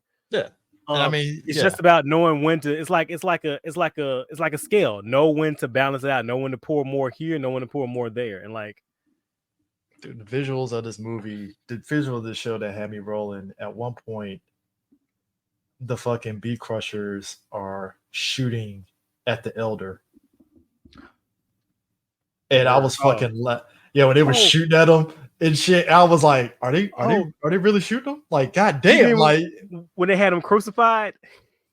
I was like, yo, are they got this motherfucker yo, like At the amusement park, bro. That's the part that tripped me out. I'm like, really, you couldn't really, find no y'all? other place. I could have went to a quarry and did this shit. You went to the Really, y'all? amusement park. At Disneyland, y'all shoot my man's up in front of the roller coasters? Damn, that's fucked up. That's a cold world, man. In front of my salad. It's a cruel world, man. It's a cruel world. No, not even that. The base, again, tail end of the series, the base explodes. Where I was like, well, I didn't see that coming. They just blew up the fucking base. All right, shit, y'all really going all out on this. This is it kind of vibe. Because like I said, what you mentioned earlier about like they're not doing a third B fighter. It was like, I guess this is their way of saying we're gonna go all out and we're just gonna destroy the base. All right, cool. Right. Oh, they got in there, dude. That whole episode was funny as fuck. When like the countdown and the mentor dude was like, it's got 5 minutes to blow. And they were like standing there for 10 minutes, and the old girl came in the room. I'm like, what's this, the Planet Namek countdown? What are we doing here? I feel every show does that shit where it's like it's gonna blow up in 5 minutes, and like you said, it'd be like, but y'all was sitting here for like 20 minutes. Like this is like right. the math ain't math here on this. Like I'm like, I know dramatic time, space, whatever, but like, bro, first of all, who was it? Was it who came? Like, wasn't it who? There was like somebody came in the room first, right? He told them to get out of there. Then yeah, they left. Then his sick sister, who, by the way, where the fuck was the medical staff? Like, she was being operated on. medical staff said, "Fuck this, we're out. I was like, we're done. Red alert! Let me get my my Heelys on. Go wash my hands." Right. It's like we're not just fixing her up. What the fuck's going on here? Like, see y'all at Chili's at happy hour.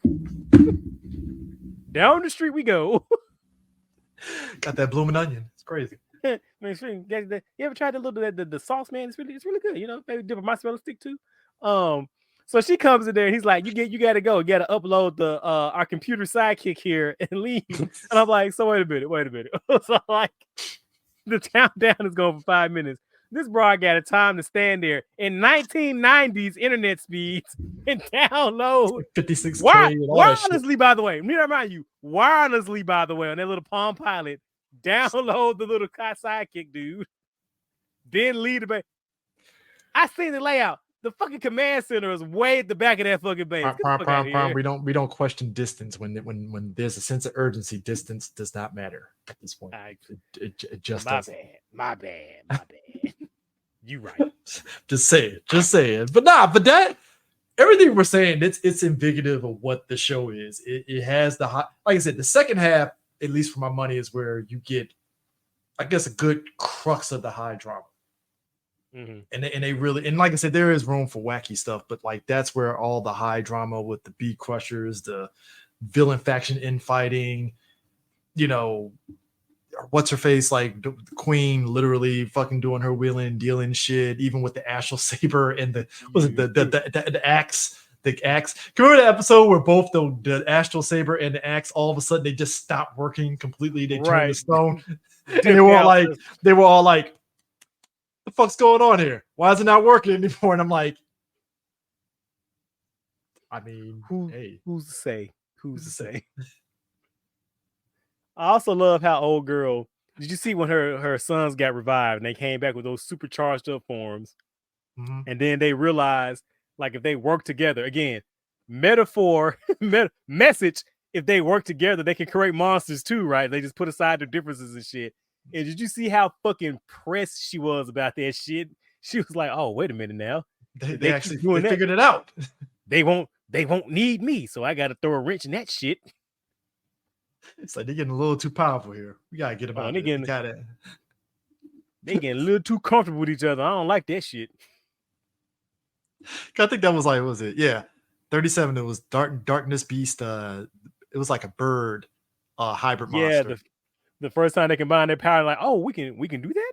Oh, Oh, okay, dude, that monster was literally on some fucking Jason shit when it was just fucking grab just. I'm like, oh shit! man, Like, putting boots to asses. Oh, speaking of putting boots to asses, how did you feel about that fucking was it episode 44, 45, where they did the fucking anti-kamikaze episode where Kohei was talking that good shit about some like, oh, I just be a B fighter or go down a history book and I'll go down fight no matter what. And it's like, hey, how about you don't throw your life away needlessly, you dumb bastard? I mean, look, he wouldn't be a hero if he didn't throw his life away. That's some Carter Grayson shit. Except you're not Carter Grayson, sir. Bro, the fucking intersect with the kids and he realized, wait, am I conditioning these kids to be suicide prone? First off, Prime. To put it in Gundam terms, it's like the kids in the kids saluting the fucking RX-78 and shit, and then they just go into their deaths later on in the episode. Them GMs. From Thunderbolt. Oh man, that's so fucking good. That's basically the kids in this show. Like, am I teaching the kids to just, like you said, are we teaching the kids to just kill themselves for the greater good? Right. Yes. Hit them with that damn Godzilla -1. It's like, don't throw your life away for the government. Don't do that shit. Don't do that. Which, by the way, Godzilla -1, the greatest. Love it. Sensational. They pulled a Tony Stark. They built it in a cave with scraps.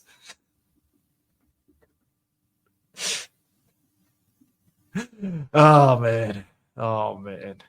Look. These are great times. Again, to be a toku fan. It's a great time. We are living in We're an eating. age of abundance. Age of abundance. To think I have kids and I'd be like, kids, I'm about to show you greatness, and this greatness is Kamen Rider Black on Blu-ray. Sit down. We're gonna watch a little show called Kamen Rider Kuga. Really? When did this come out, Dad? Well, I saw it when I was a young adult, but it came out back in the early 2000s. I saw it back then. I briefly saw it back then. I wasn't like knee deep in it back then. Had a really good friend in Japan who was sending me VHS tapes. Dude, you know what's crazy? When Beetleborgs Metallics came out, I remember somebody had uploaded clips of Kabuto on like Real Player, like the MPEG, the QuickTime MPEGs and shit. And because that I think that's on top of kind of like watching Zyuranger, that kind of sparked my interest in like because I didn't know it was based off Metal Hero. So like I didn't know Metal Hero was like another like part of the four corners of Toku and stuff at that point. So seeing clips of Kabuto, I was like, this is a lot different than what we were getting in Beetleborgs Metallics. I'm curious, and just for years, I never, and it wasn't until shout out to Blackwing for this, when he gave me the links for like the site that actually had like B Fighter Kabuto, because I think I had asked about it on Twitter. And I was like, damn, it'd be nice to get this. And Blackwing was like, oh, here you go. And I was like, oh shit, really? Cool. And I just, boom, watched it. And I was like, this is way better than when I was watching with Beetleborgs. And that's even with respect to Beetleborgs doing his own thing. Like, you know, it's kind of like when you watch Space Sheriff and Just Beyond and all that stuff. It's like, wow, this is like a big difference from what VR Troopers was doing. You kind of just get locked in on it and stuff. So, but I mean, that was kind of how it was with this show and stuff. Like I said, I enjoyed for better or worse a lot of the story elements they were doing, because again, it's ambitious. It's like King Oja, where you're like, you can appreciate the ambitiousness of what they were trying to do. Some of it doesn't hit, but when it does work, it works. Like I said, just the characters, like I said, the Crushers finally realizing, well, if we work together, we can actually do some stuff. And it's like, oh, great. Now you get the self-fulfilling prophecy. All right, cool. But then when it doesn't work, it's like, all right, cool. I see why you're not the most popular one. So, you know, much like anything else, though, I am curious if Toei is ever going to revisit Metal Hero at any point in time, but I doubt it. You know, I don't think so. I feel like a lot of the things that Metal Hero did, they just kind of incorporated that into Sentai and Kamen Rider. Yeah, I think Space Sheriff is probably the only one that they really revisit to like small degrees. I think they pop up, they show up in like a lot of the stuff like Deca Ranger and shit like that. Space Squad, like I would kill for some more Space Squad movies, man. Yeah, I mean, even when we were talking about earlier with Windspector, it's like you kind of understand because I mean, Metal Hero, like we said in Space Sheriff Gavin, we were saying Metal Heroes basically filling the void of no Kamen Rider throughout like the 90s. So when you don't have like one segment of Toku, you have something filling the void, and then all of a sudden, boom, Kamen Rider comes back with was it Kuga? Yes. Yeah, Kuga came back. It was kind of like, well, we don't need Metal Hero anymore, and then Metal Hero was done effectively. Because I think what was the last one? Because you said it was Kabuto. Yeah, because Kabuto then Robotech. Yeah. So once those were done, it was kind of like, well, Kamen Rider's coming back. Do we really need Metal Hero anymore? Nah, we're good. And then the most you got was the Space Sheriff solo movies after that, and that was about it. So, you know, it would be nice to see them revisit the B Fighter shows in some way, shape, or form. Because I think one of the characters showed up in another. Hold on, what character show? Hold on, because I think. I know there was a yeah. He popped up in Kabuto. Yeah, they both Blue Beat and Gold. Blue Beat and Kabuto popped up in Kabuto and had a Beetle special. Also, that short scene in Space Squad that had Blue Beat and Kabuto walking side by side was like when they had we can recruit some more members. I'm like, can we get please? Yeah, they were in that. I think they weren't in that Q Ranger versus Space Squad movie. I think so. I think so. Like I said, with the end, they were talking about they can recruit more members, and they did like a real quick montage of a bunch of space themed Toku heroes. Yeah, I mean, look, that's a genre in of itself that would actually do it more than anything else. I mean, you know. I mean, come on, man. Y'all got the Toei Tokusatsu fan club right there, man. Give me what I want. Did you have a fave B fighter suit, including the Beat Crushers? Did you have a fave out of all? I love them all. But I would have to say probably my favorites would probably be Kabuto, and it would probably be the Papalion. What was the Japanese name? The French chick. Oh, was it Ajio? Was it Ajio? Yeah, I got something like that. Yeah, I forgot she was French. I thought she was straight up Japanese. To be honest, I assumed. I mean, fair. Yeah, it is kind of wild though. Just going back to the character's Japanese. Yeah, character's Japanese. Okay, it's kind of wild to me that watching Forever Red, they just used all those auxiliary fighters as part of the generals, but they used the green one. I'm starting to get where you're coming at with that one, Prime. I'm like, it's kind of racist. Can't really put my finger on it, but that was a choice, right? Like all them suits, all them bad guy suits you could have used. Like you could have used the Beat Crushers. You didn't even have to use a single Beetleborg suit. You could have just used the Beat Crushers, like because it would have matched with fucking Black Beat. Like, oh yeah, it would have been dope as shit. Maybe they didn't have access to the suits, bro. I don't know. Fascinating. I feel like that was a deliberate choice. Oh man, I wouldn't be surprised if they do a memorial edition of the B Fighter Kabuto changers. Yeah, they just did regular B Fighter. Yeah, they did. Yeah, they did regular B Fighter for it, but I wouldn't be surprised if they do that one for that one though, for sure. I don't know, man. I wasn't feeling their gun as much as I was feeling the B Fighter ones. Yeah, it felt okay. That one I would agree because it did feel like a downgrade a little bit. Now, granted, when they got like the power up auxiliaries that they add to the guns and stuff, because again, you got to sell toys in some way, shape, or form. Got to sell them toys, baby. Got to sell them toys.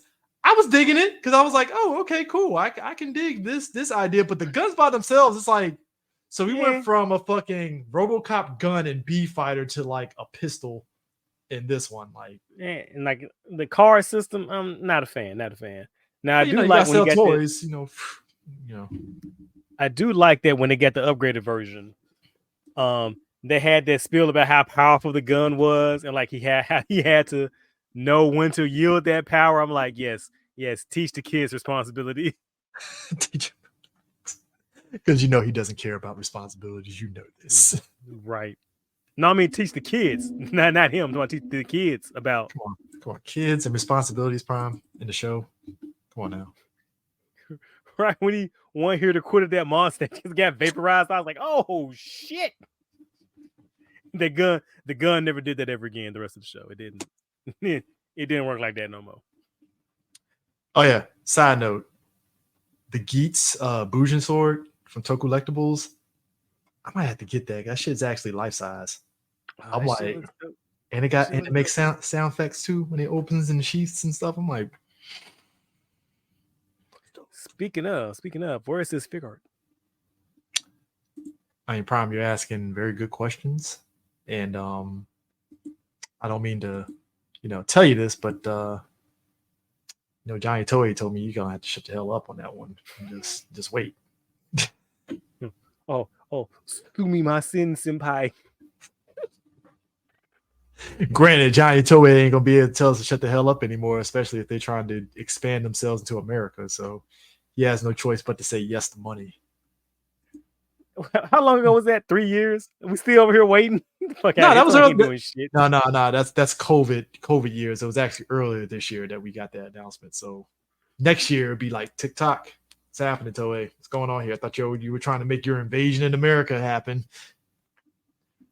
So we'll see. We'll probably get a discotheque announcement of B Fighter before that fucking happens at this rate.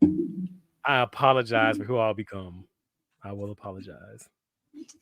Brian, why are you apologizing? I'll be that person. Like, you goddamn right. Like, with the whole chest, yes, sir. Like, let's go. It's like, what are you excited for? B Fighter. Oh, that Japanese show? Yes. You're damn right. You're damn skipping. It's like, get the fuck out of here. I am a proponent of physical releases. Give me my goddamn physical release. Where's my goddamn electric car, Bruce? That's exactly how me and you are. Every time discotheque, we wait for them to release something. Where's my goddamn electric car discotheque? Where's my goddamn discotheque? It's like, oh, here we go. We're sorry. Apologies. Right now, no, for real. I'm that way now because I'm still waiting for the Japanese version of Digimon Season 2. Oh, you know what's happening. You know what's happening. Like, where's my shit? I just got the American dub. Where's the Japanese one, bro? Yeah, I just got my American dub too. Yeah. Look. When they give us all the Digimon seasons, I'm gonna be like, yes. I'm gonna pull the Grunkle stand on y'all asses. Yeah. Oh, fuck it, because it's a show here. Speaking of something that may be making a comeback, this is a big thing here. Tell me more. Apparently, WMAC Masters might be making a comeback. Don't fuck with me. Don't play with me like that. Allegedly, there is moves happening behind the scenes where one of the people that worked on the original show is talking to some folks to get that show back. And I'm like, oh, I don't know, man. I looked at him like, Hawkeye, don't give me hope. Don't do that. Oh no, man. Probably got a bunch of lame ass YouTubers to be on it, man. I'm good, man. Look, I need all the stunt actors to be on that show. I don't need no YouTubers. Give me stunt actors that actually be stunt actors and martial artists. It's not gonna be though. It ain't gonna be. What you? I swear to God, don't put any of the don't put the Paul brothers in that shit. That's all I'm asking. It's gonna be Speed. It's gonna be Speed. It's gonna be who's that little twink boy? What's his name? It's gonna hurt me if they put fucking Speed in the goddamn that show. I'm gonna look at you like you will this to happen. I hate you. No, look, man. I know where the tea leaves blow, bro. I'm sorry. I didn't ask for this power. I can just see the shape of the universe, and I hate it. I've been left wanting. Hey, it is what it is. But yeah, you know what? These episodes went by really quick because I actually finished B Fighter Kabuto in like 2.5 days. Yeah, like it's actually a really good show and it moves at a good pace. Yes, but like I said, especially that back half, it goes by like boom, boom, boom, boom, boom. It's like, oh shit! Like, how many episodes is this? About 50 some, right? Yeah, it's 50 episodes, but it's like that. Like I said, 25 to the end, it just goes at a rapid fire. Like shit happens, boom, boom, boom, boom, boom, boom, boom, boom. It's like, okay, do we get a breath? Do we get a break? Oh, and Rand was stage 5 digmatized by Julio. I mean, who isn't stigmatized I by mean, Julio? it's the best, man. It's the best. I mean, it's always the best. Right. And did you see like what annoyed me though is like when the monster like shapeshifted into her, the bee crusher, and it's like they couldn't tell it wasn't her. I was like, what y'all are some terrible friends, bro. Y'all Yeah, it was Bezak that did the transformation and shit. It's right, like, like y'all are just awful. Just awful friends, all of you. And then I kept think, going, well, just give me the thing. Like, what the fuck? oh man, I will say this though. Talking about the beat crushers real quick. I don't know if you mentioned it. I find it funny that the beat crushers were oblivious to the fact that they got sent on a suicide mission. I'm telling you, man, Mother Mazar is a She dirty set them up for bastard, man. she set them up for She failure. She was like, "Oh yeah, I want you to destroy the base." Little did they know it was a one-way trip. man, man. I knew she was on some bullshit when she created that fucking monster that had the insect canceling waves that was fucking them up, and did not give and she did not give a fuck. She was just like, "Oh, demonstrate your power in the room." And they're like, "Why only we getting hurt?" Oh, She it's working. It's working then. Okay, cool. she turned into Willy Wonka whenever the kids get into trouble. Stop! Don't! Oh Oh no, no! what Whatever you will I do? Mother Anyways, Mazard, you dirty bitch, you fucking absentee mother, you abusive motherfucker. it's like, anyways, this fried chicken is banging. Man, what's this? Is some cayenne pepper? What's this? Some little hot honey? Oh, okay, okay. It's great. Hey, but your kids, fuck them kids. And They'll be fuck fine. them kids. Maybe I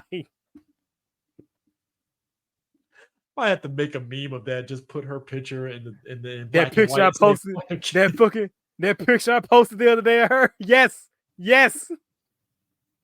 But fuck them kids. No, fuck my kids. It's fuck my Fuck them, kids. fuck my kids.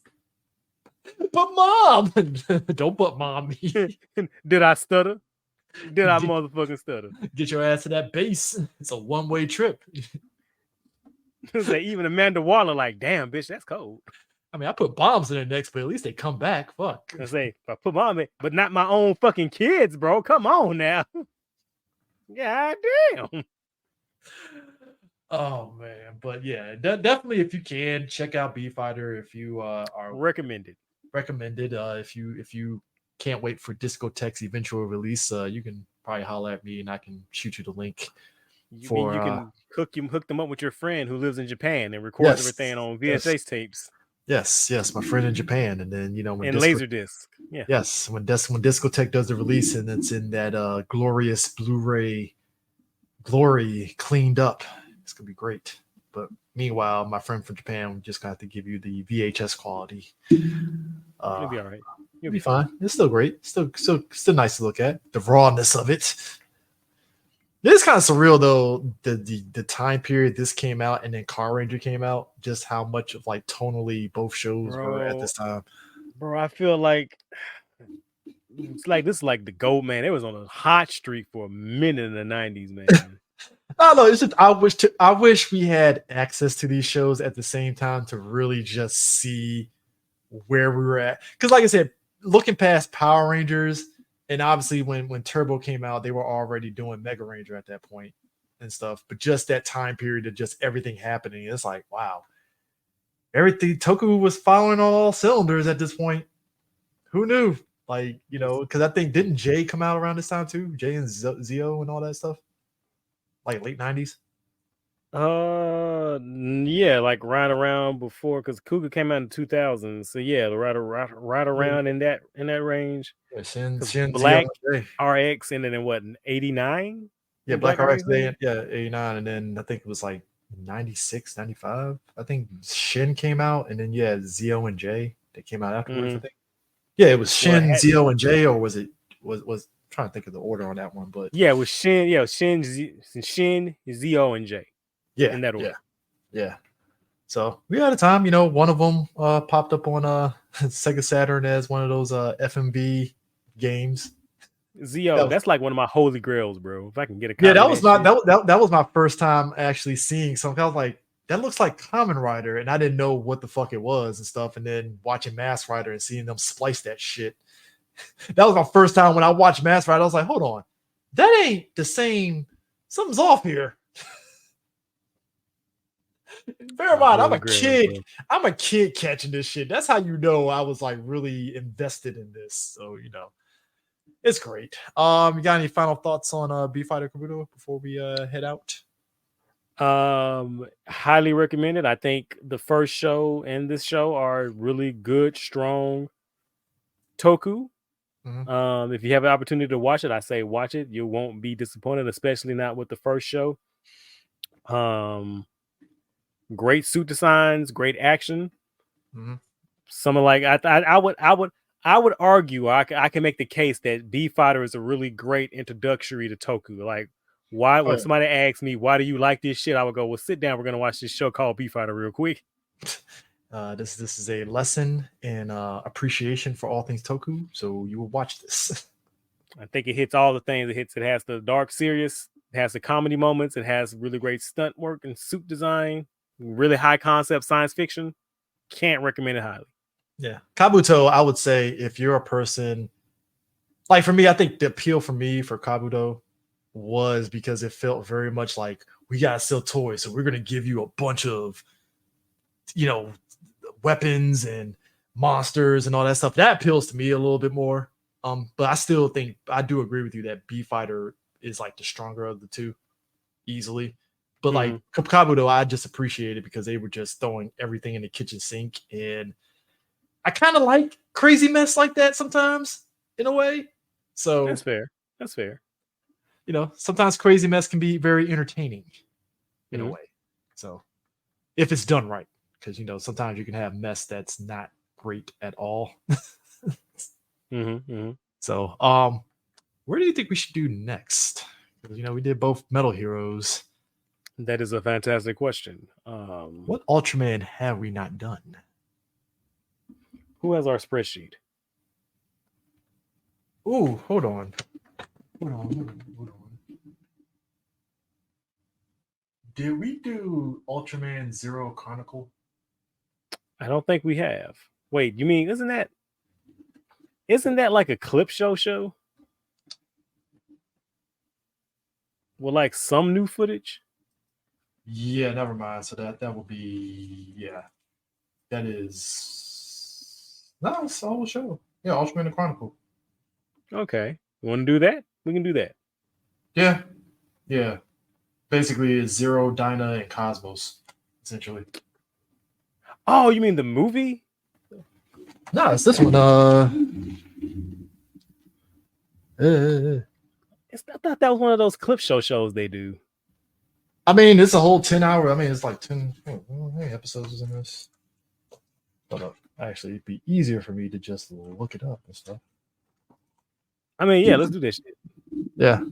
Or hold on. Actually, no, back up. Ultraman Blazar. Blazar, okay. Yeah. Might as well. It's kind of fresh and new. I can kind of rewatch certain episodes and stuff, and we could talk about that because that would be interesting to kind of like talk about that show because I think you had watched it. You had feelings on the show after watching it, and I was like, let me rewatch it and give my actual thoughts when I rewatch it because I think I was riding on the high of just enjoying the show, but I think it was you, Ginga, and a couple others that was like, yeah, it's a little touch and go. So revisit it again. Okay, all right. We can do Blazar. Yes. Yeah, we do Blazar and stuff. If folks want to join in on the combo when we do Blazar, you can watch Blazar on YouTube. All the episodes are there. On the official Ultraman YouTube channel. Yes, which didn't get copyright strike. who don't copyright strike themselves. Oh, Toei. Dun dun dun dun dun. Yeah. So yeah. You thanks folks for joining in on this. Appreciate everybody in the chat that joined in on this. Oh, hold up. Somebody Lucas had brought this up. Card collecting was huge, and not only tokusatsu but anime looking directly. Yeah. Yeah. I remember Rockman EX Rockman EX came out. That was like the big thing was the card collecting. Which I'm waiting for Discotech to actually release that show on Blu-ray. Because I actually like that show. It's a good show. I'm trying to think, did it get a proper ending? I don't know. Did it? I think it did. Bear in mind, I watched NT Warrior, so I don't know if it was like 1-for-1 or if they did I don't any think it editing. was 1-for-1. I think it was the 4Kids level editing they did on it. No, I knew it wasn't. That's what I said. I don't think it was 1-for-1 or anything like that. That's why I was like, I knew they did some changes and stuff, but I'm trying to remember. But yeah, look, we're getting more Digimon. I'm curious to see what they do once they get the Data Squad, if they're going to do the new one. Still waiting for them to put out Zoids. That'll be great. Wasn't that announced? I don't know. Did Zoids get a? Hold on, real quick.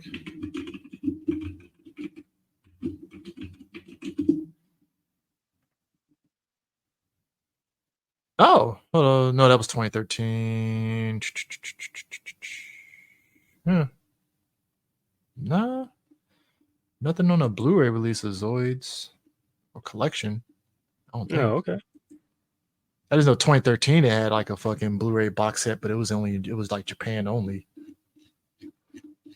which is weird in and of itself. They had never got like a release like that, but well, whatever. It is what it is. All right, but anyways, folks, that is it for Morphin Metacast. Oh no, it went. It went right into Star Force. I forgot about that. Yeah, Digimon. Forgot about that. Mega Man. Oh It's yeah, Mega Man, yeah. Star Force. Yeah, did I even watch Star Force? I don't think I did. Wasn't that just like a 2-episode OVA? Was that a whole show? Was that a whole show? I'm trying to hold up.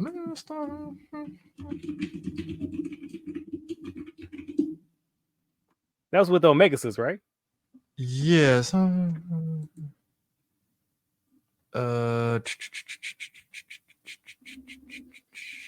Yeah, it got like I know it was a video game. Oh, there it is, Mega Man Star Force TV series.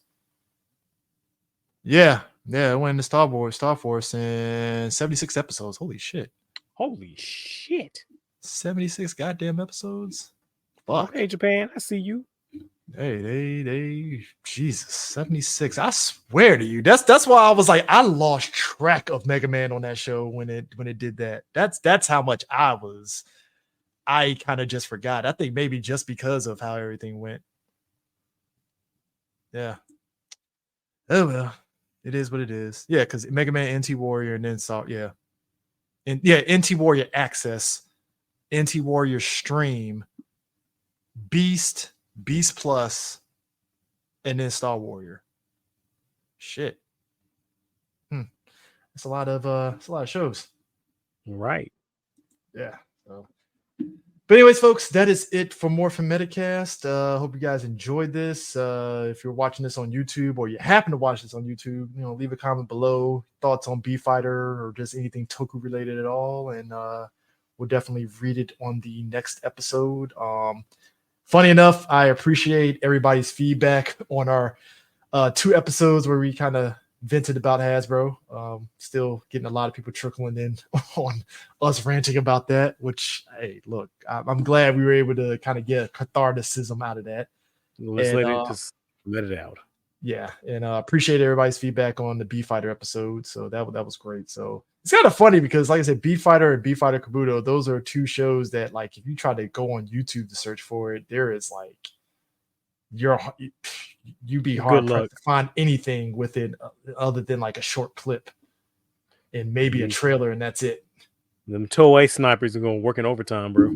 Yeah, a lot of it is like holdovers from like back in the day on like old school YouTube when it first dropped, so but in any event, we will catch you guys later. Peace out. Auf Wiedersehen, Dudes.